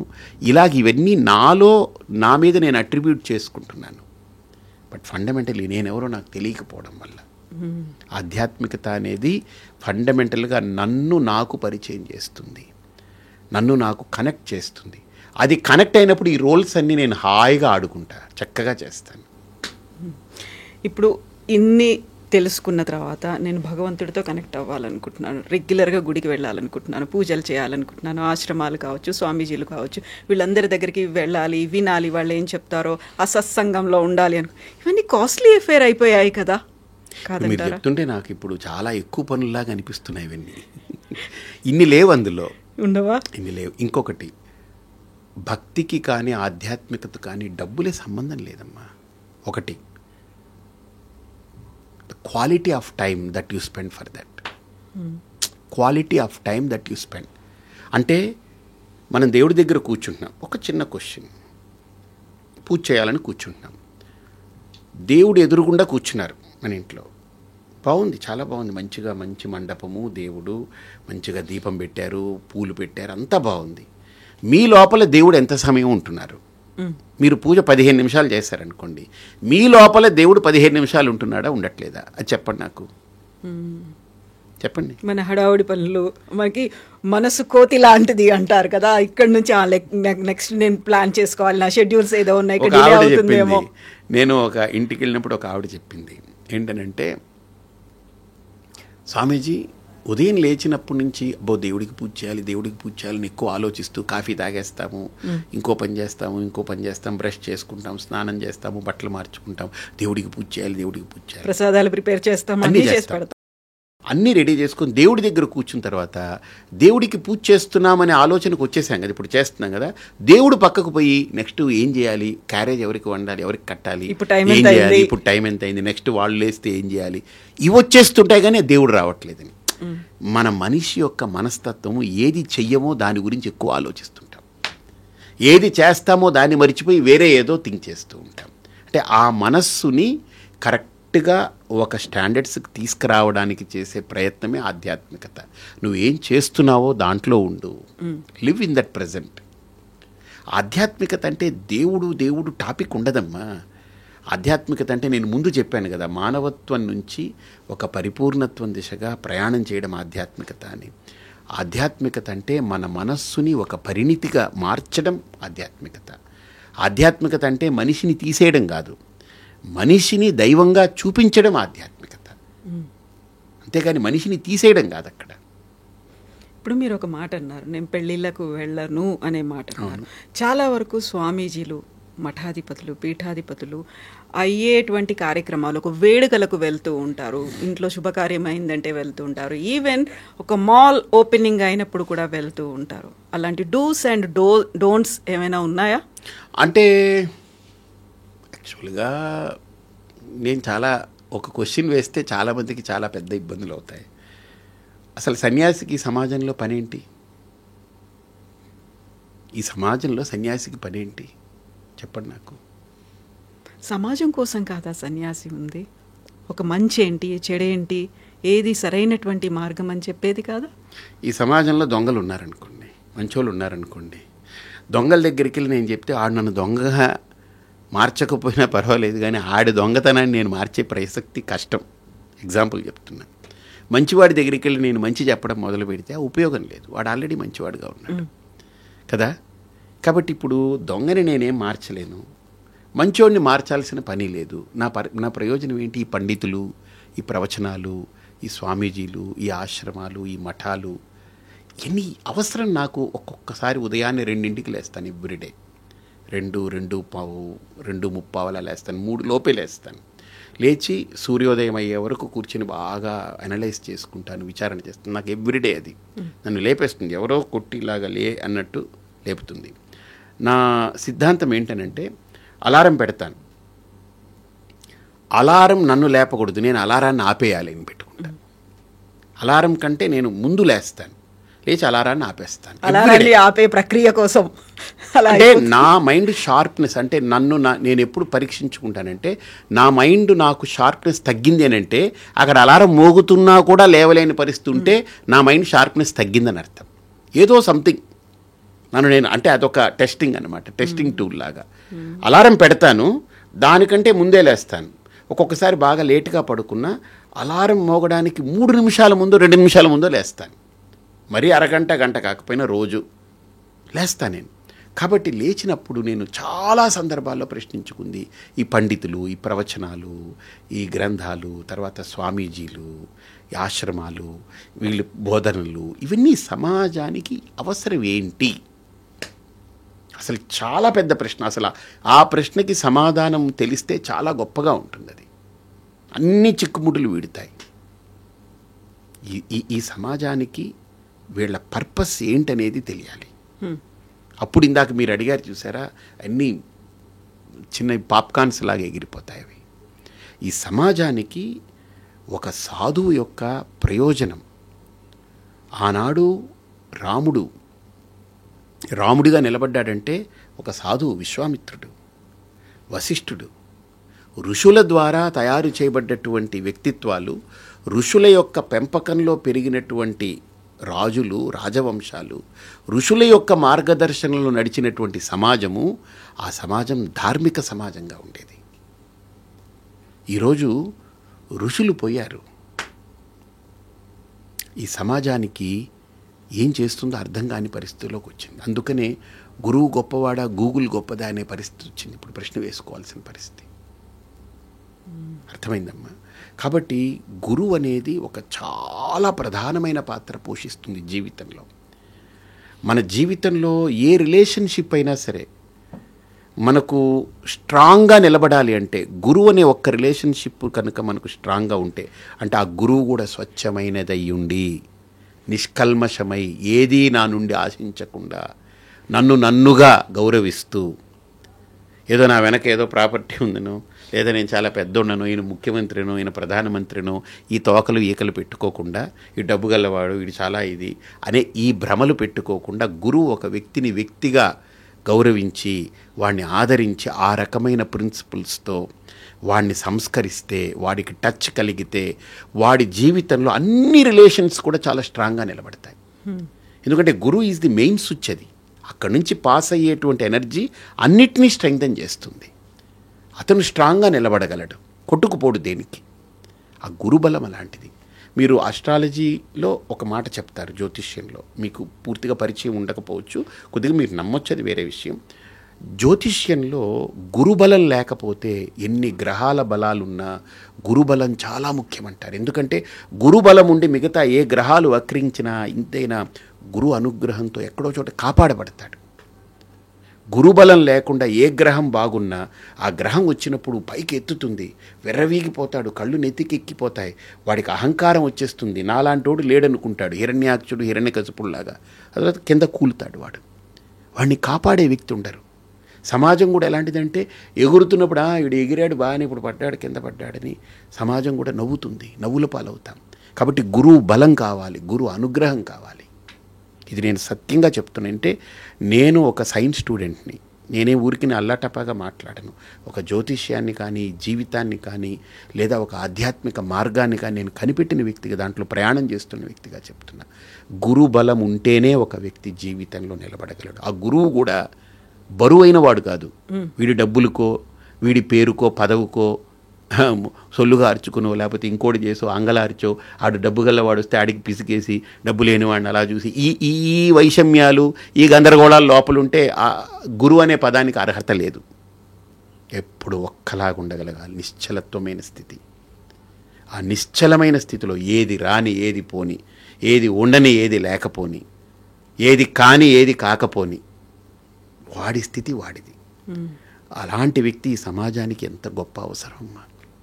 ఈరోజు సమాజం మొత్తం ఉంటే ఒకలాగా, లేకపోతే ఒకలాగా, అయితే ఒకలాగా, కాకపోతే ఒకలాగా, కుదిరితే ఒకలాగా, కుదరకపోతే ఒకలాగా ఉన్న సమాజానికి కుదిరినా కుదరకపోయినా, అయినా కాకపోయినా, ఉన్నా లేకపోయినా ఒకేలా నిశ్చలంగా నిలబడగలిగి అతని దగ్గరకు వచ్చిన వ్యక్తికి ఆ ఎనర్జీని పాస్ చేయగలిగే వ్యక్తి ఉన్నాడంటే ఎంత గొప్పవాడమ్మా అతను. ఆ వ్యక్తిత్వాలు మనకు చాలా అవసరం ఈరోజు సమాజానికి. ఇప్పుడు మంచివాడు చెడ్డవారి గురించి చెప్పినప్పుడు, మంచివాళ్ళకి అన్నీ తెలుసు, మీరు చెప్పాల్సిన అవసరం లేదు. చెడ్డవాళ్ళకి ఏది ఫాలో అవరు, మీరు చెప్పినా ప్రయోజనం ఉండదు. అలా చెడు అనే దానికంటే నా అభిప్రాయం, చెడు అనే పదం, మంచి అనే పదం చాలా కాంప్లికేటెడ్ వర్డ్ అది. ఎందుకంటే ఎగ్జాంపుల్ చెప్తాను, ఎలా డిఫైన్ చేస్తారు, ఎలా లైన్ గీస్తారనేది. ఇప్పుడు నేను ఇక్కడ చాలామంది అంటే ఈ మందు తాగొద్దు, మందు మంచిది కాదని అంటారు కదా. కైలాస్ మానసరోవర్ ట్రిప్కి వెళ్ళినప్పుడు అక్కడ మా ట్రిప్లో ఉన్నటువంటి వాళ్ళు ఎవరైతే ఉన్నారో, నాతో కలీగ్స్ ఎవరైతే అక్కడ చేస్తున్నారో, కో ట్రావెలర్స్, నేను తీసుకెళ్ళిన వాళ్ళందరూ కూడా 60 ఏళ్ళు, 65 ఏళ్ళు, 70 ఏళ్ళు. వాళ్ళందరికీ ఈవినింగ్ ఒక సిరప్ అని ఇచ్చాడు అతను. ఇస్తే వీళ్ళు మంచిగా పడుకున్నారు, లేచారు. నేను అడిగా, ఇదేంటి ఇలా ఇచ్చావు, నాకు నిద్ర పట్టలేదు రాజు, మీరు తాగలేదు కదా. వాళ్ళు తీసుకున్నారు సిరపు, పడుకున్నారని. ఏంటనంటే అది ఆల్కహాల్, కొద్దిగా చిన్న వైన్ అన్నమాట, రెడ్ వైన్ ఏదో అన్నారు. అది ఎందుకనంటే ఇక్కడ అది మందు, ఔషధం. మీరు అక్కడ మందని తాగుతున్నారు, కానీ అసలైన ఔషధం ఇక్కడ పనిచేస్తుంది. ఎందుకంటే గడ్డగట్టిపోయే ఆ చలిలో అది వేడి పుట్టిస్తుంది, అది వాడికి ఒక రకమైన రిలాక్సేషన్ ఇస్తుంది. అది లేకపోతే నెక్స్ట్ డే వాడు ముందుకెళ్ళలేడని నాకు అర్థం కాలేదు. ఇక్కడ అది దోషం, కానీ అక్కడ అవసరం కాదు, అది ఔషధం. ఇక్కడ అది విషం అంటాం, అక్కడ అది ఔషధమైంది. ఇక్కడ చెడైంది, అక్కడ మంచి అయింది. కాబట్టి అక్కడ మంచి, ఇక్కడ చెడు ఒకటే పదార్థం 2 రకాలుగా ఎలా ఉంటుంది అంటే దేశకాలమాన పరిస్థితులకు అనుగుణంగా మారుతూ ఉంటాయి. కాబట్టి మంచి చెడు అనేది మనం డిఫైన్ చేయకుండా, మనం ఏంటనంటే అనుకూలమైనది ప్రతికూలమైనది అనే భావాలు మనం తీసుకుంటాం. అంటే ఇప్పుడు ఒక హార్మనీ ఉందనుకోండి, హార్మనీ అంటే సమతుల్యత అంటాం కదా, ఆ హార్మనీని డిస్టర్బ్ చేసేది డిజార్మనీ, రైట్? దాన్ని మనం చెడు అనుకుంటున్నాం, బట్ దట్ ఈస్ డిజార్మనీ. అంటే ఒక వ్యవస్థని డిస్టర్బ్ చేయడం, ఒక మార్గాన్ని, ఒక సజావుగా వెళ్తున్న దాన్ని బ్రేక్ చేయడం, దాన్ని అధర్మం అంటాం. ధర్మం అంటే ఏంటి? సజావుగా వెళ్ళదాన్ని ధర్మం అంటాం. కాబట్టి ఇక్కడ మనం గమనించాల్సింది, ఆ అధర్మంలో ఉన్నవాడు ఎవరైతే ఉన్నారో వాడికి ఏంటనంటే, వాడికి లాజిక్ ఒకటే లాజిక్, రావణాసురుడి లాజిక్ అది. హుక్ ఆర్ క్రూక్ నో, ఎందుకనంటే నేను రాక్షసుణ్ణి, నా నియమం అంటాడు వాడు. ఎందుకురా ఇలా లాక్కొచ్చావునంటే, నా ఇష్టం అది, నేను రాక్షసుని, నాకు కనిపించింది నేను లాక్కెళ్ళిపోతా, నాకు ఏమనిపిస్తే అది చేస్తా, నీ అనిపించడాలతో నాకు పని లేదు. నీకు బలాఢ్యుడే, నీకు బలం ఉందే, నేను అనిపించింది తప్పుని రుజువు చేసుకోలేదా, నన్ను ఎదుర్కో. నీకు ఆ బలం లేదనుకో, పక్కకు తప్పుకో, నువ్వు బలహీనుడి, పక్కకు పో. నాకు అనిపించిందే నేను చేస్తా, నాకు కనిపించిందే నేను నమ్ముతా, నేను చేయాలనుకున్నదే నేను చేస్తా, నాకు ఇష్టం వచ్చినట్టు చేస్తా అనేది ఆ రాక్షసికమైనటువంటి భావజాలం ఉంటుంది కదా. ఇతరులను ఎవరినీ కన్సిడర్ చేయకుండా ఇంకా తనే ముఖ్యమంతే, తనకు తానే ముఖ్యమన్నట్టుగా ఉండేటువంటి వాడు ఈ సమాజానికి ఆటంకపరుస్తుంటాడు వాడు. ఎందుకంటే ఇంకొకళ్ళది ఎవరిది కన్సిడర్ చేయడు. ఇప్పుడు స్కూటర్ వేసుకుని కార్లు గీళ్ళు ఉంటే రయ్యా రయ్యా రయ్యా రయ్యా సిగ్నల్స్ ఉన్నా ఆపకుండా పట్టుకోకుండా వెళ్ళిపోయి అందరినీ గాబరా పుట్టించేసి గందరగోళం చేస్తున్నాడు అనుకో, వాడిని ఏమంటాం మనం? చెడు అంటామా? కాదు, ఒక డిజార్మనీ. ఈజ్ క్రియేటింగ్ డిజార్మనీ కదా. అదే గౌరవంగా వెళ్ళి ఎక్కడ సిగ్నల్స్ వస్తే ఆపి, ఎవరికి ఆటంకం కలగకుండా, ఎవరైనా పాపం కళ్ళు లేని వాళ్ళు క్రాస్ అవుతుంటే రైట్ బుద్ధి లేదా అని వాడి మీదకి ఎక్కించేయకుండా ఆగి జాగ్రత్తగా వాళ్ళని వెళ్ళిన తర్వాత వెళ్ళడం, ఇది ఒక హార్మనీ కదా. అంటే అవతల వాళ్ళ పట్ల కన్సర్న్ కదా. If you don't have a concern for others, you have no right to live in this society. Go, అడవిలోకి వెళ్ళి హాయిగా బతుకు, జంతువులతో పాటు బతుకు. నీకు కన్సర్న్ ఉండాలి, సొసైటీ అంటే కన్సర్న్ ఉండాలి. కొన్ని విషయాలు నువ్వు కాంప్రమైజ్ అవ్వాల్సి వస్తే అవ్వాలి కదా. That is what social life అంటే, సొసైటీ అంటే. ఫ్యామిలీ అంటే ఏంటి? ఒక్కోసారి ఫ్యామిలీ గురించి సాక్రిఫైస్ చేయాలంటే ఏదైనా సాక్రిఫైస్ చేయాల్సి వస్తే చెయ్యాలి. That's how the bonding comes, right? Otherwise అక్కడ ఉంది, నేను తినేస్తాను, మీరు తింటే తినండి, సస్తే చావండి, మీకు లేకపోయినా నేను పట్టించుకోనని ఇంట్లో ఒక స్త్రీ కనుక అలా ఉంటే పిల్లల బతుకేంటి, పురుషుడి బతుకేంటి, మగవాడిది? ఏం చేస్తుంది తల్లి? నా బిడ్డలు కడుపు నిండా తినాలి, నాకు లేకపోయినా పర్లేదని నీళ్లు తాగేసి ఉండేవాళ్ళు నేను కొంతమందిని చూశాను. వాళ్ళు అన్నారు బాధపడుతూ, నా పిల్లలు తినాలి, ఉన్నది వాళ్ళకి ఊడ్చిపెట్టాలంతే. ఏం గొప్పతనం అమ్మా అది, తల్లి రోల్ అది. వాళ్ళకి దండం పెట్టాలి కదా. అలాంటి వాళ్ళు ఉంటేనే కదా సమాజం బతుకుతుంది. పిల్లలా పుట్టారా, గాలికి పుట్టారు గాలికి పోయారు, వాళ్ళు తింటే తింటారు, పోతే పోయారు, నేను తినేసేస్తాను, మీకు లేకపోతే నాకేంటి అని మాట్లాడితే తప్పు కాదు అది. ఎందుకంటే ఆవిడ ఆకలి ఆవిడది. కానీ ఆవిడ తల్లిగా ఒక రోల్ ప్లే చేస్తున్నప్పుడు కన్సర్న్ ఆలోచన, ఆవిడ పాదాలకి దండం పెట్టాలి కదా. అక్కడ ఆ కన్సర్న్ ఎందుకు ఉంది? అక్కడ ఆ బాండింగ్ ఉంది కాబట్టి. సో ఫ్యామిలీ, ఒక సొసైటీ, ఈ కన్సర్న్స్ ఉంటాయి వీటికి. You need to respect that concern. ఇప్పుడు మనం కన్సర్న్స్ గురించి మాట్లాడుకున్నప్పుడు, ఈ మైక్ ఉంది, నా అవసరం తీరుస్తోంది, కెమెరా ఉంది, మనల్ని రికార్డ్ చేస్తుంది, నాకు వాచ్ ఉంది, మొబైల్ ఉంది, కార్ ఉంది, ఇవన్నీ కూడా నా అవసరాలు తీరుస్తున్నాయి. వాటికి నేనేం పూజలు చేయట్లేదు, నా ఎదురుగా కళ్ళకి కనిపిస్తున్నారు. మీరు చేస్తున్నారు, పూజ చేస్తున్నారు. yes, భగవంతుడికి పూజ చేస్తున్నాను, కాకపోతే ఆయన కనిపించట్లేదు. వీటికి చేస్తున్నారు మీరు పూజ. మీరు ఒప్పుకుంటారు ఇప్పుడు నేను చెప్తే. దీనికి మంచి తొడిగారు, డస్ట్ పట్టకుండా తుడుస్తున్నారు, నీట్గా పెట్టారు. దీన్ని అయిపోయిన తర్వాత పీకేసి ఇలా ఇష్టం వచ్చినట్టు తోసేసి చేయట్లేదుగా, జాగ్రత్తగా లోపల పెడుతున్నారు. వాచ్ ఉంది, ఇంటికి వెళ్ళిన తర్వాత విప్పి పెడుతున్నారు, దాన్ని తుడుస్తున్నారు, దానికి ఏమైనా బ్యాటరీ అయిపోతే వేస్తున్నారు. Is it not puja? Is it not worship? Worship అంటే ఏంటి? పూలు తీసుకెళ్ళి వేసేసి హారతేయడం కాదు. నాకు ఏదైతే సహకరిస్తుందో దాన్ని నేను గౌరవించడం పూజ. మీరు నాతో కూర్చున్నారు, నాతో మాట్లాడారనుకో, అమ్మ కవిత ఎలా ఉన్నావు, అమ్మ బాగున్నావా అని చేశాననుకోండి, అది పూజ. అది మిమ్మల్ని నేను ఆరాధిస్తున్నాను, గౌరవిస్తున్నాను. మీరేం చేయాలి? నాకు స్వామీజీ నేను బాగున్నానండి, మీరు బాగున్నారా, మీరు భోజనం చేశారా, మీరు రాగానే ఏమి అడిగారు, కొద్దిగా గ్రీన్ టీ తాగుతారా, కొన్ని టీ తాగుతారా అడిగారు కదా. That's a puja, that is a worship. Worship doesn't mean మనం కూర్చున్నాము ఏదో ఒక రాయికో ఒక బొమ్మకో మనం పూలేసామనేదే కాదు. You are worshipping the person, you are worshipping an object. ఇది పూజ నా దృష్టిలో, ఇది భక్తి, ఆరాధన. ఒక చెట్టు ఉంది, అందంగా దాన్ని చక్కగా చేసి దానికి చీడలు పీడలు ఉంటే తీసేసి, దాని కూడా పురుగులు పడితే దాన్ని కొట్టేసి దాన్ని కట్ చేసి దాన్ని అందంగా తయారు చేసి, అది పూజ. You are worshipping the plant. ఇవన్నీ నా ఎదురుగా కళ్ళకి కనిపిస్తున్నాయి, భగవంతుడేమో నాకు కనిపించట్లేదు. అదే కదా విగ్రహ రూపంలో మాత్రమే నేను చూడగలుగుతున్నాను. అదే భక్తి ఆయన అనేది. ఎక్కడున్నాడో తెలియదు, ఎప్పుడు రెస్పాండ్ అవుతాడో తెలియదు. అదే భక్తి. అలాంటప్పుడు నేను ప్రతిరోజు పూజ చేయాలా? కాదు కదా. పూజ ఎవరి కోసం చేస్తున్నారు? ఆయన కోసం చేయట్లే. ఆయన ఏమి నువ్వు పూజ చేస్తేనే నా కడుపు నిండుతుంది అనలేదు కదా. పోనీ మీరు పెట్టిన నివేదన ఆయన ఏమి మొత్తం తినేసి మనకి ఏమైనా ఖాళీ గిన్నెలు ఇస్తున్నాడా? లేదు కదా. It's all act of devotion. అంటే నేను దైవంతో కనెక్ట్ అవుతున్నాను. అంటే ఎందుకు కనెక్ట్ అవుతున్నానంటే నాకు నా ఆచారం నాకు నేర్పింది ఏంటంటే, కనపడని ఒక ఎలిమెంట్ దైవం అనేది, దానికే ఇన్ని చేస్తున్నావు కదా, కనిపించే వాళ్ళతో కూడా నువ్వు ఇలా బతకరా, ఇలా నేర్చుకో, ఇలా ఉండని చెప్తుంది. మీకు గుర్తుందో లేదో, మన తెలుగు కల్చర్లో ఎస్పెషల్లీ తెలుగు నేల మీద ఎవరైనా ఇంటికి వచ్చారనుకోండి, ఏమండి ఎప్పుడు వచ్చారండి, బాగున్నారా అని ఫస్ట్ అడుగుతాం. కొద్దిగా కాళ్ళు కడుక్కుంటారా అని అంటాం. చేతులు కాళ్ళు కడుక్కొని రండి లోపలికి అంటాం. రాగానే తువాలు ఇస్తాం, తుడుచుకోండి అంటాం. వాళ్ళు కూర్చున్న తర్వాత కొద్దిగా కాఫీయో మజ్జిగో ఇస్తానండి తాగండి, తర్వాత మీకు నీళ్లు తోడుతాను, స్నానం చేసి కూర్చుంటే భోజనం పెడతానంటాం. వాళ్ళకి ఇవన్నీ చేస్తున్నాం కదా. ఇదే దేవుడికి చేసేది. షోడశ ఉపచారాలు ఇదే మనం మనుషులకి చేస్తున్నాం. ఇదే మనం జంతువులతో కానీ చెట్లతో కానీ ప్రకృతిలో సమస్తమైన వాటితో ఉంటే ఈశ్వరుణ్ణి బొమ్మగా ఆలోచించక్కర్లే. నేను ఎప్పుడు ఒక మాట అంటాను. ఒక ఆవిడ ఇంటి ముందు ఒక పెద్ద చెట్టు ఉంది, అది సూర్యకిరణాలను అడ్డుకుంటా ఉంది. ఒక వాస్తు ఆయన వచ్చి, అమ్మ ఇది ఇంటికి మంచిది కాదు, ఎందుకంటే సన్లైట్ రావట్లేదు, మీకు జబ్బులు వస్తాయి, కాబట్టి ఈ చెట్టునైనా తీసేయండి, లేదు మీ గుమ్మమైనా మార్చుకోండి అని అంటే, ఆవిడేం చేసింది, ఎవరినో పిలిచి చెట్టు తీసేద్దాం, ఎందుకంటే ఈ గుమ్మం ఇది మంచి స్థలంలో ఉంది, ఇది ఉచ్చ గుమ్మం, ఇది మళ్ళీ నీచ గుమ్మానికి వెళ్ళిపోతుంది, వాస్తు దోషం అని ఆవిడ చెట్టు తీసేసింది. ఆ చెట్టు కొట్టుకుపోయిన వాడు కొట్టుకుపోయాడు, ఆడికి చెట్టు ఫ్రీగా ఇచ్చేసింది, ఇంక ఈవిడేం కూలీ ఇవ్వలేదు. వాడు పట్టుకెళ్ళి ఒకటికి అమ్మాడు ఆ చెట్టు. వాడేం చేశాడు, ఎక్కడ సుడులు లేకుండా, ఎక్కడ ఎగుడు దిగుడు లేకుండా అది చూసి కట్ చేసి ఇంత లావు ముద్ద, మంచి ముద్ద కట్ చేసుకున్నాడు, ముద్దు. దాన్ని చెక్కాడు, మంచిగా సరస్వతీదేవిలాగా చెక్కాడు. చెక్కి వాడు షాప్లో పెట్టాడు.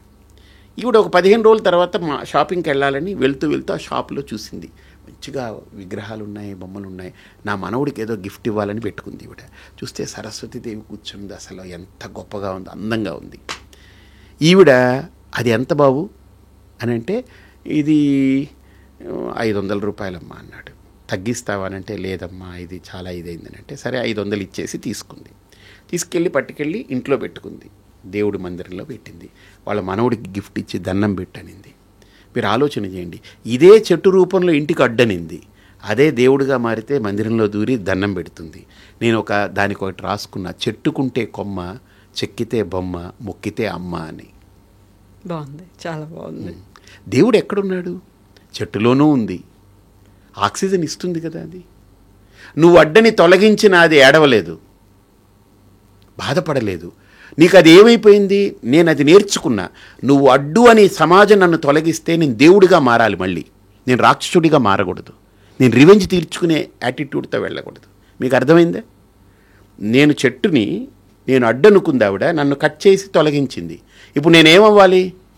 నేను ఒక సాధన చేయాలి. నేను దేవుడై వాళ్ళ ఇంట్లో, నట్టింట్లో, దేవుడి మందిరంలో కూర్చుని రోజు వాళ్ళు వచ్చి నాకు దండం పెట్టేలా చేయాలి. ఎంత గొప్ప సాధనం అది, ఎంత తాత్వికత ఉంది అందులో. కాబట్టి ఇది కాన్సెప్ట్, ఇది ఒక పవిత్రమైన కాన్సెప్ట్. ఇది కనపడని దేవుడికే మనం ఇవన్నీ చేస్తున్నాం కదా, కనిపించే ప్రతి దానితో మనం అలా వ్యవహరించాలి అని మనకు నేర్పారు మన వాళ్ళు. ఇప్పుడు పరిపూర్ణానంద స్వామికి బోల్డ్ అంతమంది ఫాలోవర్లు ఉన్నారు, డిఫరెంట్ ప్లేసుల్లో ఉన్నారు. బట్ ఎందుకని కాకినాడని ఎంచుకున్నారు? కాకినాడలోనే శ్రీపీఠం ఏర్పాటు చేశారు, కాకినాడలోనే మహాశాంతి యాగాలు. ఇప్పుడు ప్రధానమంత్రి, భారతదేశం మొత్తానికి ప్రధానమంత్రిగా ఆయన ఢిల్లీలోనే ఎందుకు ఉండాలంటే, ఎక్కడో కేంద్రం ఉండాలి, ఎక్కడో కూర్చోవాలి. అది దేశ రాజధాని అనుకున్నాం, మీరు ఎందుకు కాకినాడని? మీకేంది? అదే అంటున్నా, నాకు ఒక ప్లేస్ కావాలి కదా. అక్కడ వాళ్ళు ఆశ్రయం ఇచ్చారు, అక్కడ ఉన్నాను. నాకు హైదరాబాద్లో ఇచ్చుంటే వచ్చుండేవాడినేమో, నాకు తెలియదు, ఏం తెలియదు. నేను చిన్నపిల్లవాడిగా నేను అటు గోదావరి ప్రాంతంలో తిరుగుతూ ఉంటే అక్కడ అప్పుడు ఉన్నటువంటి దంపతులు ఉన్నారు, వాళ్ళు ఆయన ముత్తా గోపాలకృష్ణ గారని ఒక ఒక ఆయన ఉండేవారు, ఆయన ఎమ్మెల్యేగా చేశారు అప్పుడు, తర్వాత ఇదయ్యారు, ఇప్పుడు ఏజ్ అయిపోయింది. ఆయన భార్య నా ప్రవచనాలకు వచ్చేది. ఆయన వచ్చి మీ స్పీచెస్ ఇక్కడ జరగాలి, మీరు ఇక్కడ ఉండాలి, మా ప్రాంతంలో ఉంటే బాగుంటుందని ఆయన రిక్వెస్ట్ చేశారు. తప్పకుండానండి, చూద్దామన్నాను. నేను అసలు ప్లానింగ్ లేదు, ఏం లేదు. Then it happen to be అక్కడ స్థలం ఇచ్చారు. శ్రీపీఠం కూడా నేనేం చేయలేదు. నిజంగా చెప్పాలంటే అదేదో భూమిలో నుంచి మొలుచుకొచ్చినట్టు అది అలా వచ్చింది తప్ప నేను ఎప్పుడూ దానికోసరంగా ఏమీ తాపత్రయపడలేదు. అది దైవానుగ్రహం, అలా డెవలప్ అయింది. ఆ కాకినాడ వాళ్ళ అదృష్టం అదంతే. సో మహాశక్తి యజ్ఞం ఏంటి, ఏం చేస్తున్నారు మీరు అందులో? ఇది ఒక అపురూపమైనటువంటి ప్రయోగం. ఇదొక కల్పం అంటే ఒక వేదము లేదా ఆగమాలు లేదా శాస్త్రాలు అవి చెప్పినటువంటి ఆచారాల్ని కల్పం అంటాం మనం. ఇది ఒక అపురూపమైన కల్పం. ఏంటనంటే ఇది నవరాత్రుల్లో ప్రత్యేకించి 10 రోజులు దాన్ని 100 కోట్ల కుంకుమార్చన చేయాలని ఒక సంకల్పం.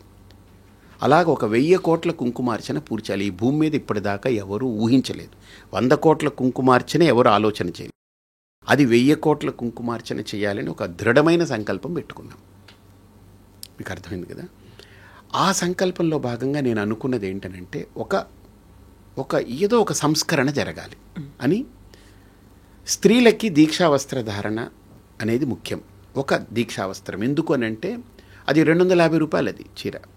మనం అహ్మదాబాద్లో ఎక్కడో సూరత్లో దాన్ని ప్రింట్ చేయించి తీసుకొస్తాము. చాలా నాణ్యమైంది అది. బయట ఎక్కడైనా సరే అది ఒక 700 రూపాయలు తక్కువ ఉండదు. మనం 250 రూపాయలు కొట్టిన దానికి తీసుకొచ్చి ఇస్తున్నాం. అది ఎందుకు అని అంటే చదువుకున్న వాళ్ళకి, చదువు లేని వాళ్ళకి, డబ్బున్న వాళ్ళకి, డబ్బు లేని వాళ్ళకి, తెల్లగా ఉన్నా నల్లగా ఉన్నా, లేదు పైన కులమైన కింద కులమైన, అసలు ఈ తరతమ భేదాలు లేకుండా ఒక స్త్రీమూర్తి అది కట్టుకోగానే అమ్మవారిలాగా మారాలి, కనపడాలి. ఇంకా ఆవిడ వెనక ఏది కనపడకూడదు, నాకు ఇంకా అమ్మవారే కనపడాలి. ఆ దీక్షావస్త్ర ధారణ యొక్క నియమం ఏంటంటే అది ధరించిన ప్రతి స్త్రీమూర్తి నాకు ఒక అమ్మవారు నడిచొస్తున్నట్టు ఉండాలి. ఇంకా XYZ ఇవన్నీ బ్లా బ్లా బ్లా బ్లా ఇష్టం లేదు నాకు. అలాగ నేను ఆలోచించినప్పుడు కొన్ని వేల మంది దాన్ని అంగీకరించారు. ఒక 50,000 మంది ఇప్పుడు రిజిస్టర్ చేసుకున్నారు. ఇప్పటికి అయింది మాకు. వాళ్ళు వస్తారు. ఇప్పుడు ఇంకొకటి ఏంటంటే నా ఆలోచన, వాళ్ళు 3 గంటల సేపు తదేక చింతనతో ఏకదృష్టితో ఉండి నిలబడగలరా అని వాళ్ళని మెల్లగా అలవాటు చేస్తూ తీసుకురాగలిగాను. మూడోది ఏంటనంటే భర్త పోతే మీరు పూజ చేయకూడదు, మీరు ఇది చేయకూడదు, అది చేయకూడదు అంటారు. అన్నిటికీ దూరం ఉండాలి అని అంటారు కదా.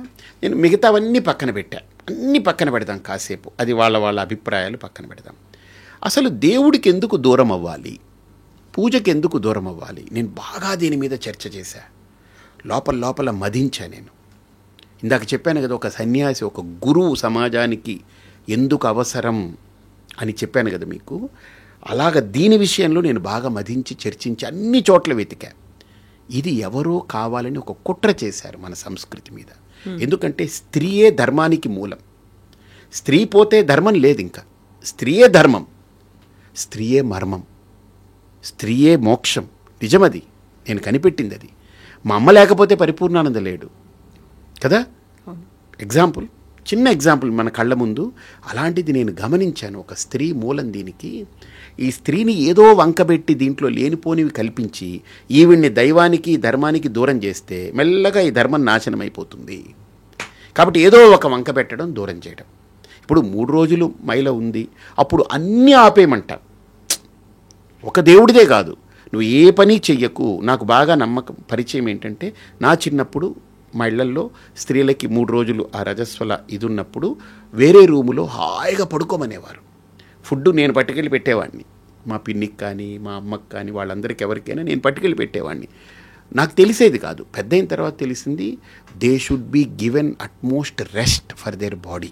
కాకపోతే దాన్ని ఒక ట్యాబు లాగా చూడడం అనేది అయింది అని అది కూడా ఉంది. కానీ ఈరోజు ఏమైపోయింది, అలా చూస్తున్నారని మనం వదిలేసుకొని రావడం వల్ల మానసిక సంఘర్షణ స్త్రీలో దానివల్ల పెరుగుతుంది.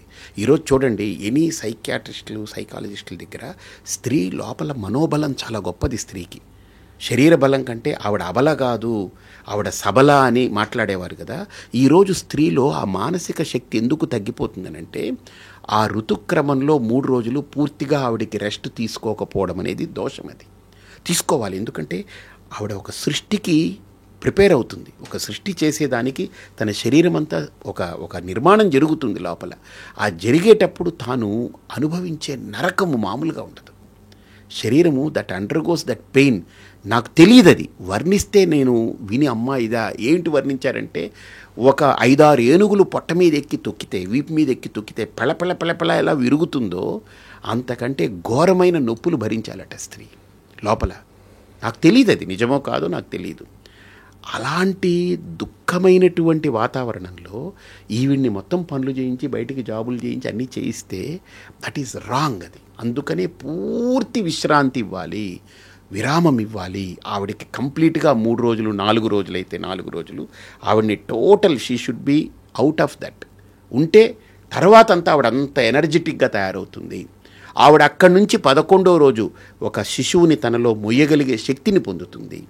ఆ శిశువుకి తన సకల శక్తుల్ని ఇవ్వగలిగేటువంటి ఒక మాతృదేవతగా మారుతుందని మనకు పెద్దలు చెప్పారు. అది ఇదంతా ఒక కనెక్టివిటీ ఉంది. ఇది ఏదో ఊరికినే పెట్టింది కాదు.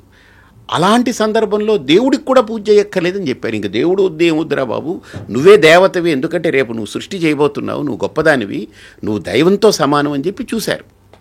కానీ దాన్ని పెడార్థాలతోటి మగవాళ్ళు చూడడం కానీ, ఇది మైడి ముట్టు అని తీసి ఛేదరించుకోవడం, మళ్ళీ అదే స్త్రీ కదా నీకు కావాలి రేపు అన్నం పెట్టడానికి, ఎందుకు ఇప్పుడు ఛేదరించుకుంటావు? గౌరవించు, దాన్ని చక్కగా పడుకోమను, హాయిగా గౌరవించు, అంతేగాని ఛేదరించుకోకు, అసహించుకోకు. అది అసహ్యం కాదు, అది జరిగితేనే రేపు నీకు వారసులు కలుగుతున్నారు, నీకు ఒక సంతానం ఇస్తుంది. కాబట్టి అసహించుకునేటువంటి దానికి కాకుండా, దాన్ని ఛేదరించుకునే దానికి కాకుండా, దాన్ని ఏదో ఒక టాటీలాగా చూడటం కాకుండా ఆవిడని గౌరవించడం నేర్చుకోవాలి, ఆవిడకి ఆ రెస్ట్ ఇవ్వాలి. అది మనం చేయగలగాలి. ఇది సంస్కారం. ఇది అది ఓకే అక్కడ దాకా. అందుకని భర్త పోయాడు నువ్వు పూజ చేయకూడదంటే ఏంటి అర్థం దాంట్లో? నాకు భర్తతో వచ్చింది అమ్మవారు, దేవుడేమన్నా? భర్త రాకముందు దేవుడు లేడా ఈవిడికి?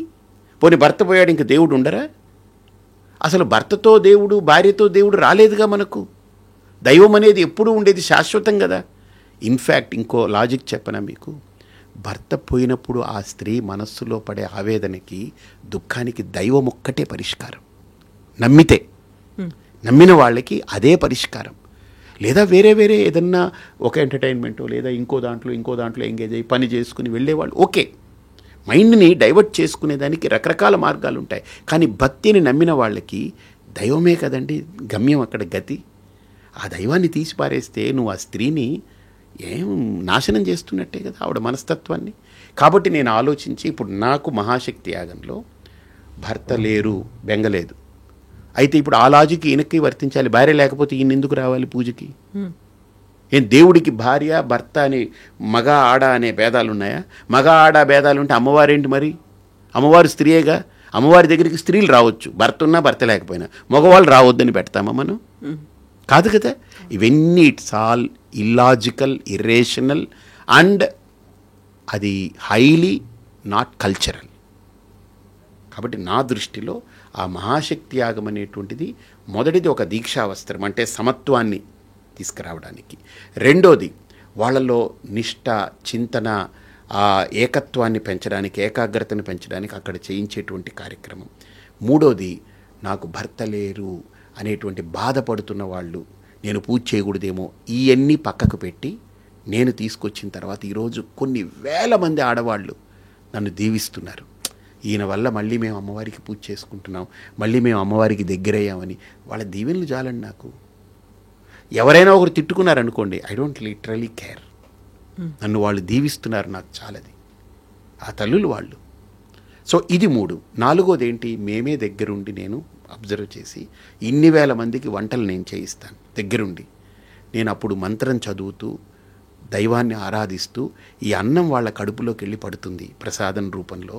వాళ్ళకి ఆరోగ్యాన్ని ఇవ్వాలి, వాళ్ళకి ఆహ్లాదాన్ని ఇవ్వాలి, వాళ్ళ మనస్సుకి మంచి ప్రశాంతతనివ్వాలని అదే కోరుతూ చేస్తాం మేము అక్కడ, అదే ప్రే చేస్తాం మేము. వాళ్ళకి సద్బుద్ధిని ఇవ్వాలి. ఇప్పుడు అది తినేవాళ్ళు యువజంట అనుకోండి, వాళ్ళకి మంచి సంతానం కలగాలి, ఆరోగ్యమైన సంతానం కలగాలి, వాళ్ళకి ఈ సమాజానికి మేలు చేసే సంతానం కలగాలి. ఈ సంకల్పాలతోటి అక్కడ వంట చేస్తాం మేము. మాట్లాడుకోవడం, వాదులాడుకోవడం, అపభ్రంశమైన మాటలు, తుచ్చమైన మాటలు మాట్లాడడం అవి ఉండదు అక్కడ. మంత్రము, నామము, ఈ సంకల్పం, దీంతో వండినటువంటి ఆ ప్రసాదాన్ని, స్వచ్ఛమైన ప్రసాదాన్ని ఉచితంగా ఇన్ని వేల మందికి పెడతాం. వాళ్ళు ఏమి లేక రావట్లేదు అక్కడ. ఆ మెతుకు తినాలి, ఆ మెతుకు మా కడుపులో పడాలని వస్తున్నారు వాళ్ళు.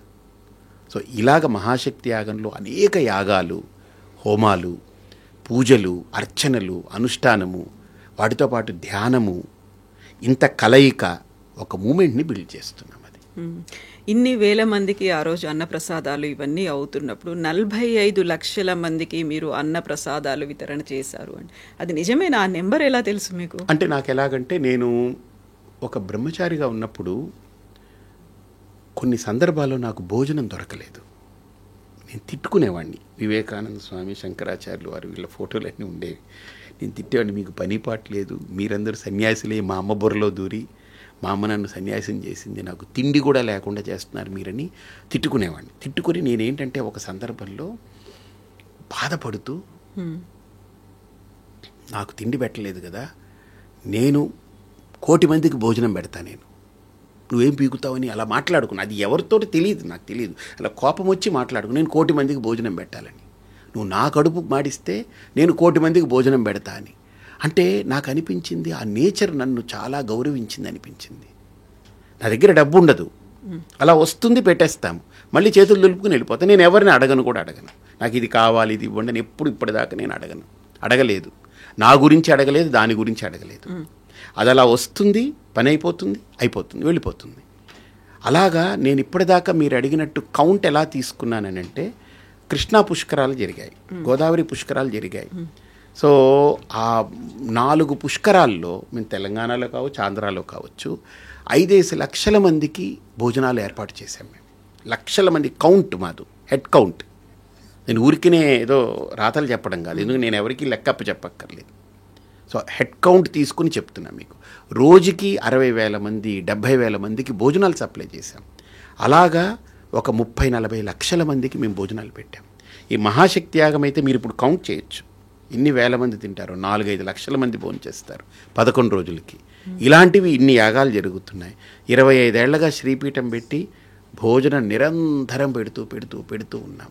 పెద్ద యాగాలకి పెడతాము, మామూలు రోజుల్లో పెడతాము, అన్నీ పెడుతుంటాం.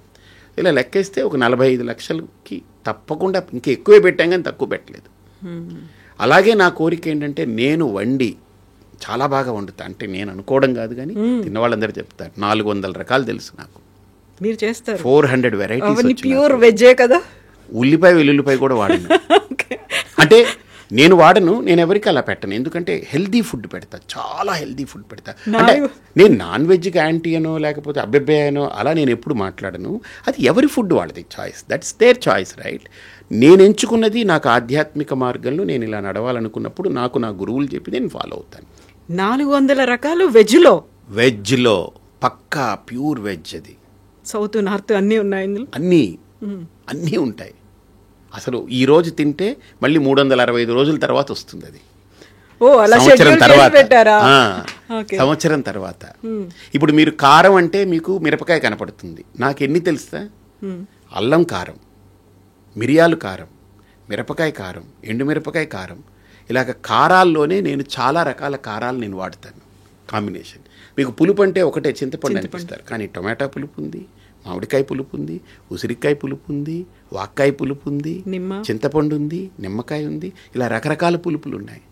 తర్వాత చుక్కకూర పులుపు ఉంటుంది, రకరకాల పులుపులు. అలా నేను అన్నీ స్టడీ చేసి ఏ కాలంలో ఏ పులుపు వాడాలి, ఏ కాలంలో ఏ కారం వాడాలి, ఏ కాలంలో. నేను కోవిడ్ వచ్చినప్పుడు కూడా ఫుడ్ తోటే చాలా కంట్రోల్ చేశాను అందరికీ. మెడిసిన్స్ వాడలేదు, మా ఆశ్రమంలో రానేలేదు కోవిడ్ దగ్గరికి. దానికి ఇంకో కారణం కూడా ఏంటంటే, ఇది నిత్యాగ్నిహోత్ర అని ఒకటి నేను చెప్పాను కదా, R&D చేస్తుంటా. నేను R&D ఒక 7 అంశాల్లో చేస్తా. ఒకటి సొసైటీ మీద, పాలిటిక్స్ మీద, తర్వాత స్పిరిచువాలిటీ మీద, ప్రోడక్ట్స్ మీద, తర్వాత పర్సనాలిటీస్ మీద, ఇలా రకరకాల వాటి మీద నేను R&D అంటే ఎప్పుడు రీసెర్చ్ చేస్తూ ఉంటా. నేను ఎప్పుడు నేర్చుకోవాలనుకునే వ్యక్తిని.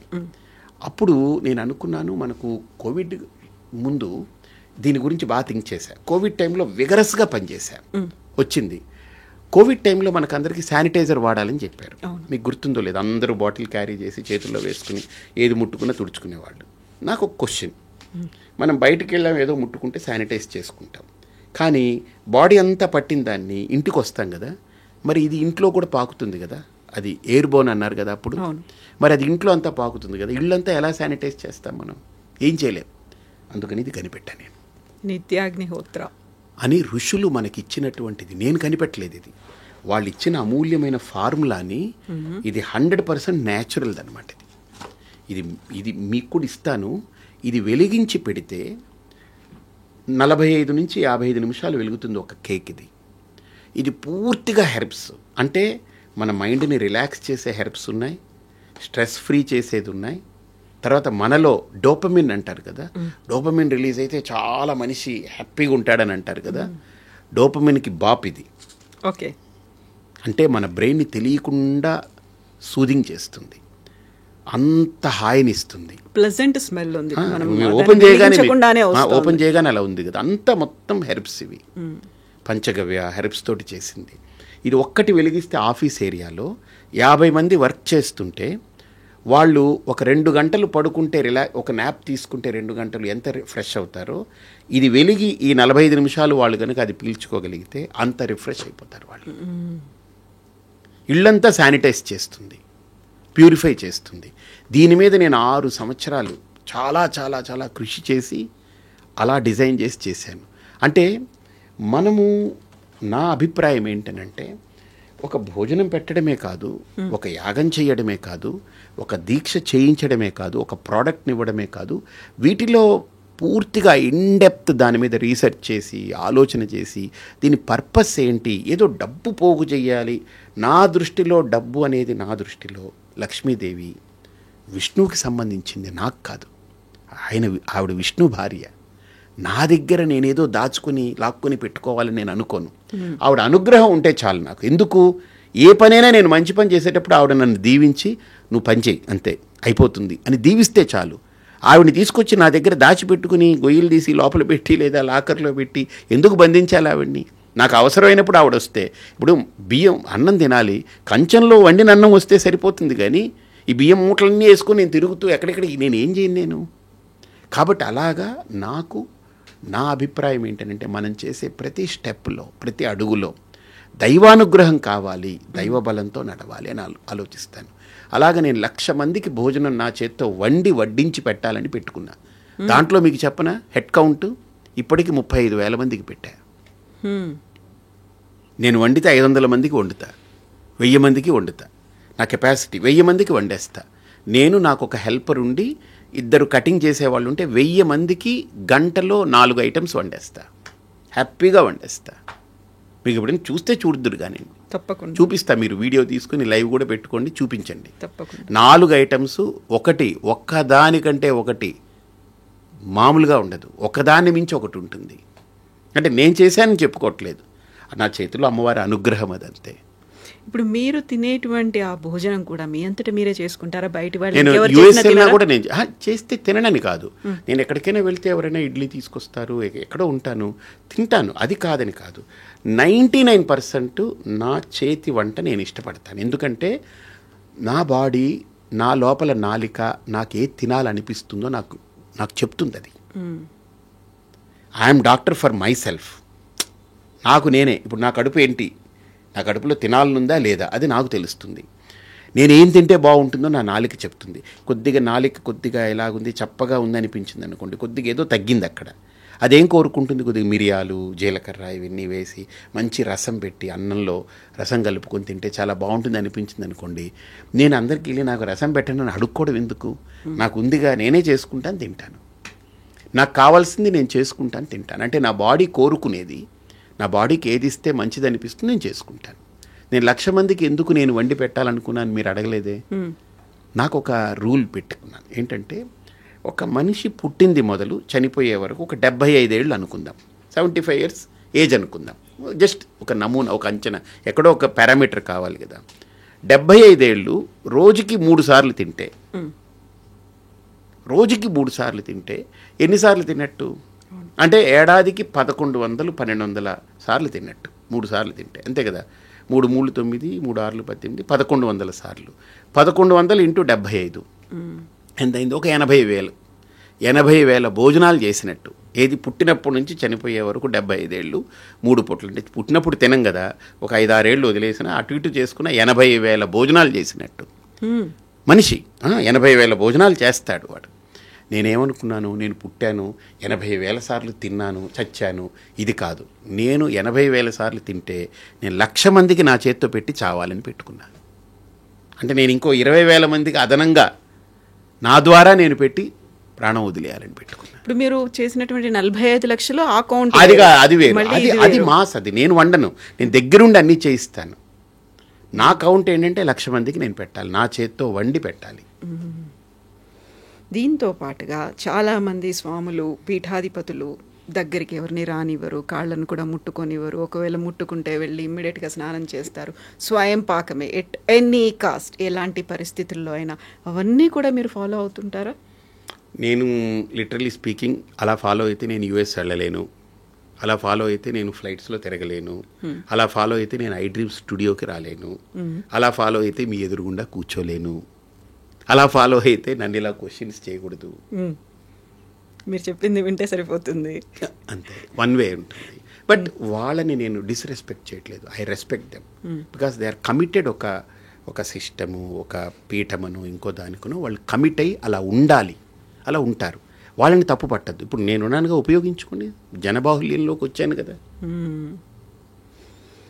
అందుకే నా దగ్గర ఆ దండమది నేను తీసుకోలేదు. ఆ దండము, ఆ పీఠము, ఆ వ్యవస్థ అదంతా వేరు. యూ షుడ్ రెస్పెక్ట్ దట్, అంతే. ఇంతసేపు ఇన్ని రకాల లాజిక్లు చెప్పారు, ఇంత విషయ పరిజ్ఞానము, వీటన్నిటి గురించి చెప్పిన తర్వాత ఒక్క అంశంలో మాత్రం మీరు అక్కడ రాంగ్ స్టెప్ వేశారా అనిపించిందా? రాజకీయాలకు సంబంధించి నో, అనిపించలేదా? మీరే అన్నారు కదా, లాజిక్ అన్నారు, ఇంత అద్భుతంగా చెప్పారన్నారు. దానికి లాజిక్ ఉంది. ఏంటది? ఆ మ్యాజిక్ తెలుస్తుంది. ఎందుకు కంగారు?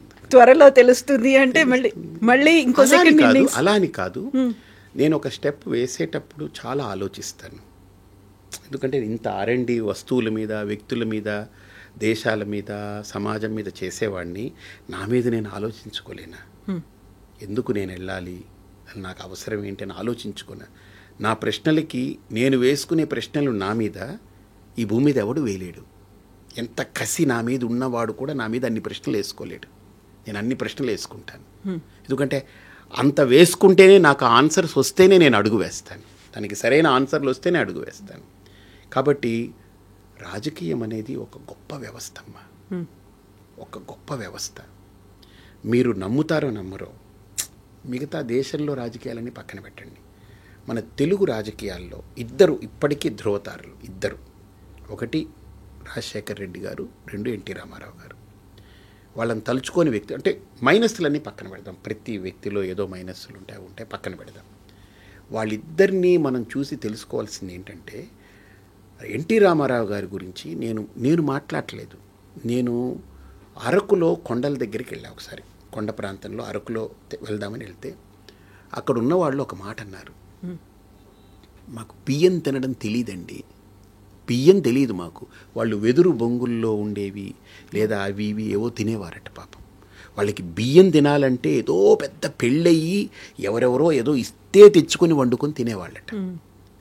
కానీ మాకు దేవుడండి ఎన్టీ రామారావు, కిలో 2 రూపాయలకి ఇచ్చి మేము బియ్యం తింటున్నామండి ఇప్పుడు అని చెప్పేటప్పుడు కూడా, మేము బియ్యం తింటున్నామండి ఇప్పుడు, ఎన్టీ రామారావు వాళ్ళండి దండం పెట్టాడు.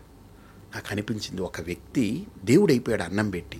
ఆయన ఇంట్లోది ఏం పెట్టలే, ఆయన సంపాదన ఏం పెట్టలేదు, కానీ సమాజానికి ఒక ముఖ్యమంత్రి స్థానంలో ఒక వ్యక్తి కూర్చుంటే, ఒక సంకల్పం ఉన్నవాడు, ఒక సజ్జనుడు ఒక వ్యక్తి కూర్చుంటే, ఒక్క సంస్కారంతో ఎన్ని లక్షలు కోట్ల మంది కడుపుల్ని ఆయన నింపేశాడుగా ఒక్క సంతకంతో.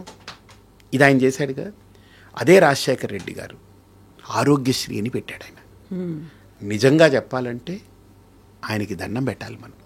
ఆయన ఏమండి రామారావు అలా చేశాడు, ఈయన భ్రష్టు పెట్టాడు, రాజశేఖర్ రెడ్డి ఇది తిన్నాడు, ఏమిటండి మాట్లాడితే ఎవరినైనా మాట్లాడచ్చు.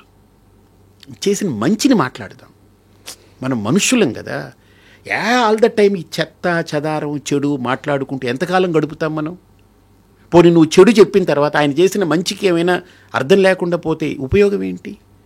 సో ఆరోగ్యశ్రీ అనే పథకం పెట్టి ఎవడమ్మా అపోలో హాస్పిటల్కి వెళ్ళి పడుకుంటారమ్మా, హాయిగా కడుపు నొప్పి వస్తే హాయిగా వెళ్ళిపోతున్నారు. ఇంకోటి ఆయన చెప్పే మాటల్లో కూడా ఎవరికైనా ఆపద వస్తే కుయ్యి కుయ్యి కుయ్యి అని మీ దగ్గరకు వచ్చేస్తుంది. ఏం గొప్ప ఆలోచన అది. 108 పట్టుకొచ్చి పెట్టారు. అంటే ఆయన డాక్టర్గా ఒక పేషెంటుని ఎలా కాపాడాలని, అంటే ఆయన ఎంతవరకు మెడికల్ ఫీల్డ్లో ఉండి ఒక డాక్టర్గా సర్వీస్ చేశారో తెలియదు, కానీ ఈ ఒక్క పనితో ఆయన మనుషుల మనసులో అలా నిలబడిపోతాడు. నాకు వాళ్ళిద్దరిని నేను ఆలోచించాను. రెండోది ఎన్టీ రామారావు కానీ రాజశేఖర్ రెడ్డి కానీ వాళ్ళిద్దరి అప్రోచ్లో కూడా ఒక హుందాతనం ఉండేది. గమనించారా మీరు? ఆ రాజకీయాలు ఇప్పుడు కనపడట్లేదు. ఆ రాజకీయాలు ఎంత కుళ్ళు, స్వార్థం, దరిద్రం, దౌర్భాగ్యం.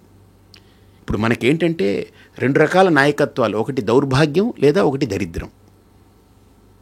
దరిద్రాన్ని కోటేస్తే దౌర్భాగ్యం ఓడిపోవాలి, దౌర్భాగ్యాన్ని కోటేస్తే దరిద్రం ఓడిపోవాలి. ఈ దరిద్రంలో బతుకుతున్నాం మనం. ఇలాంటి పరిస్థితుల్లోనే దౌర్భాగ్యం, దరిద్రం, కుళ్ళు ఇలాంటివి ఉన్నప్పుడు మీకు అక్కడ ఒక స్పేస్ ఉందనుకుంటున్నారా? ఆ స్పేస్ చుట్టూ ఉండదమ్మా, ఉండదు. నేను ఒకటి నేర్చుకున్నా, మన ఇంట్లో బూజు కొట్టాలంటే బూజు ముందు మన నెత్తి మీద పడుతుంది. అవునా? అంతేగా నేను ఎక్కడో ఉండి బూజు కొట్టలేను కదా. అంటే ఏమో రిమోట్ ఫ్యూచర్లో ఏదా వస్తే ఒకప్పుడు బూజు కర్రతో బూజు కొట్టేవాళ్ళం. ఆ ఉపమానం చూస్తే ఫస్ట్ బూజు ఎక్కడ పడుతుంది? కొట్టేవాడి మీదనే పడుతుంది. పడని, ఐఎమ్ రెడీ. దాన్ని క్లీన్ చేయాలనుకున్న నా నెత్తి మీద పడితే కూడా నేను ఆస్వాదిస్తా, తర్వాత కడుక్కుంటాం. ఏముంది? సమయం ఎప్పుడు వస్తుంది అది వాళ్ళ కాలం బట్టి, నాకు కాదు. నాకేం ఆ తాపత్రయం లేదు కదా. మంచి చేయాలని అనుకున్నాం. ఇందులోకి వెళితే బై అండ్ లార్జ్ చాలా పెద్ద మంచి చేయొచ్చు అని అనిపించింది. వెళ్ళాం. నాకు ఓటమి గెలుపులతో కూడా లెక్క చేయను నేను. నాకు తెలుసు నిలబడితే ఓడిపోతానని తెలుసు. కానీ నిలబడకపోతే ఈయన ఒక నిలబడ్డాడు, వాళ్ళకి వాళ్ళు ఫీల్ అవ్వాలి కదా, అరే ఇలాంటి వ్యక్తి వచ్చి మనం ఈయన గెలిపించుకోలేకపోయాము, ఏమిటిది అని ఫీల్ అవ్వాలా? వాళ్ళు అవ్వలేదనుకోండి, ఏదో రోజు ఏదో ఒకటి, అంటే మనం విత్తనం నాటితేనే కదా అది ఏదైనా మొలకెత్తుతుంది. మనం ఏమీ చేయకుండా అన్నీ నా దగ్గరకు వస్తే అప్పుడు ఆలోచిస్తానంటే ఎలా కుదురుతుంది? Let me do something. ఎప్పుడు చేస్తున్నాం కదా. సో ఏదైనా పార్టీలో జాయిన్ అవుతారా? మీరే స్వయంగా ఒక పార్టీ పెడతారా? అవన్నీ నేను ఆలోచించట్లేదమ్మా. ఆ టైంకి ఖచ్చితంగా nature will give a path. బాగుండాలి, సమాజం బాగుపడాలి, వీళ్ళకి మంచి నాయకత్వం రావాలన్నప్పుడు నేచర్ ఎవరో ఒకరిని, నన్నే కాదు, ఒక గొప్ప నాయకుడిని ఆ సమాజం యొక్క సంస్కారానికి తగ్గట్టుగా ఆ నేచర్ కూడా అది ఇస్తుంది. అది ధన్యవాదాలు స్వామి. మళ్ళీ మీరు చెప్పినట్టుగా మీ శ్రీపీఠమే కాదు, ఆ తర్వాత మహాశక్తి యాగం, ఆ తర్వాత మీరు స్వయంగా వంట చేసి పెడతా అన్నారు కాబట్టి అది కూడా ఉంది. 3 ఒకేసారి రండి. తప్పకుండా మీరు వస్తే ఇప్పుడు మా అమ్మగారు అనుకుని చక్కగా మీకు అన్ని పెడతాను. మా అమ్మగారికి కొన్ని ఇష్టమైనవి కొన్ని ఉంటాయి. She is very choosy. మీకు పెడతాను తప్పకుండా. రండి. తప్పకుండా. ధన్యవాదాలు. And for more videos, please subscribe to iDream. Please subscribe to iDream. Please subscribe iDream. And please subscribe to iDream. For more videos, subscribe to iDream. please like, share and subscribe to the channel. Congratulations, iDream. Subscribe to iDream. Subscribe to iDream. So subscribe to iDream Media. iDream ki iDream team andarki huge congratulations. Please subscribe iDream Media. Please subscribe to iDream. Subscribe iDream. Please subscribe to iDream. iDream అంటే నా కళల channel subscribe చేసుకున్న నోరు తిరుగుతలేదు, మీరైతే గంట గుర్తు కొట్టండి. For more such videos, please subscribe to iDream. Subscribe to iDream. Please subscribe to iDream. Please subscribe iDream Media. Please do subscribe to iDream. Please subscribe to iDream Media. For best entertainment and information, please subscribe iDream. And don't forget to subscribe to iDream.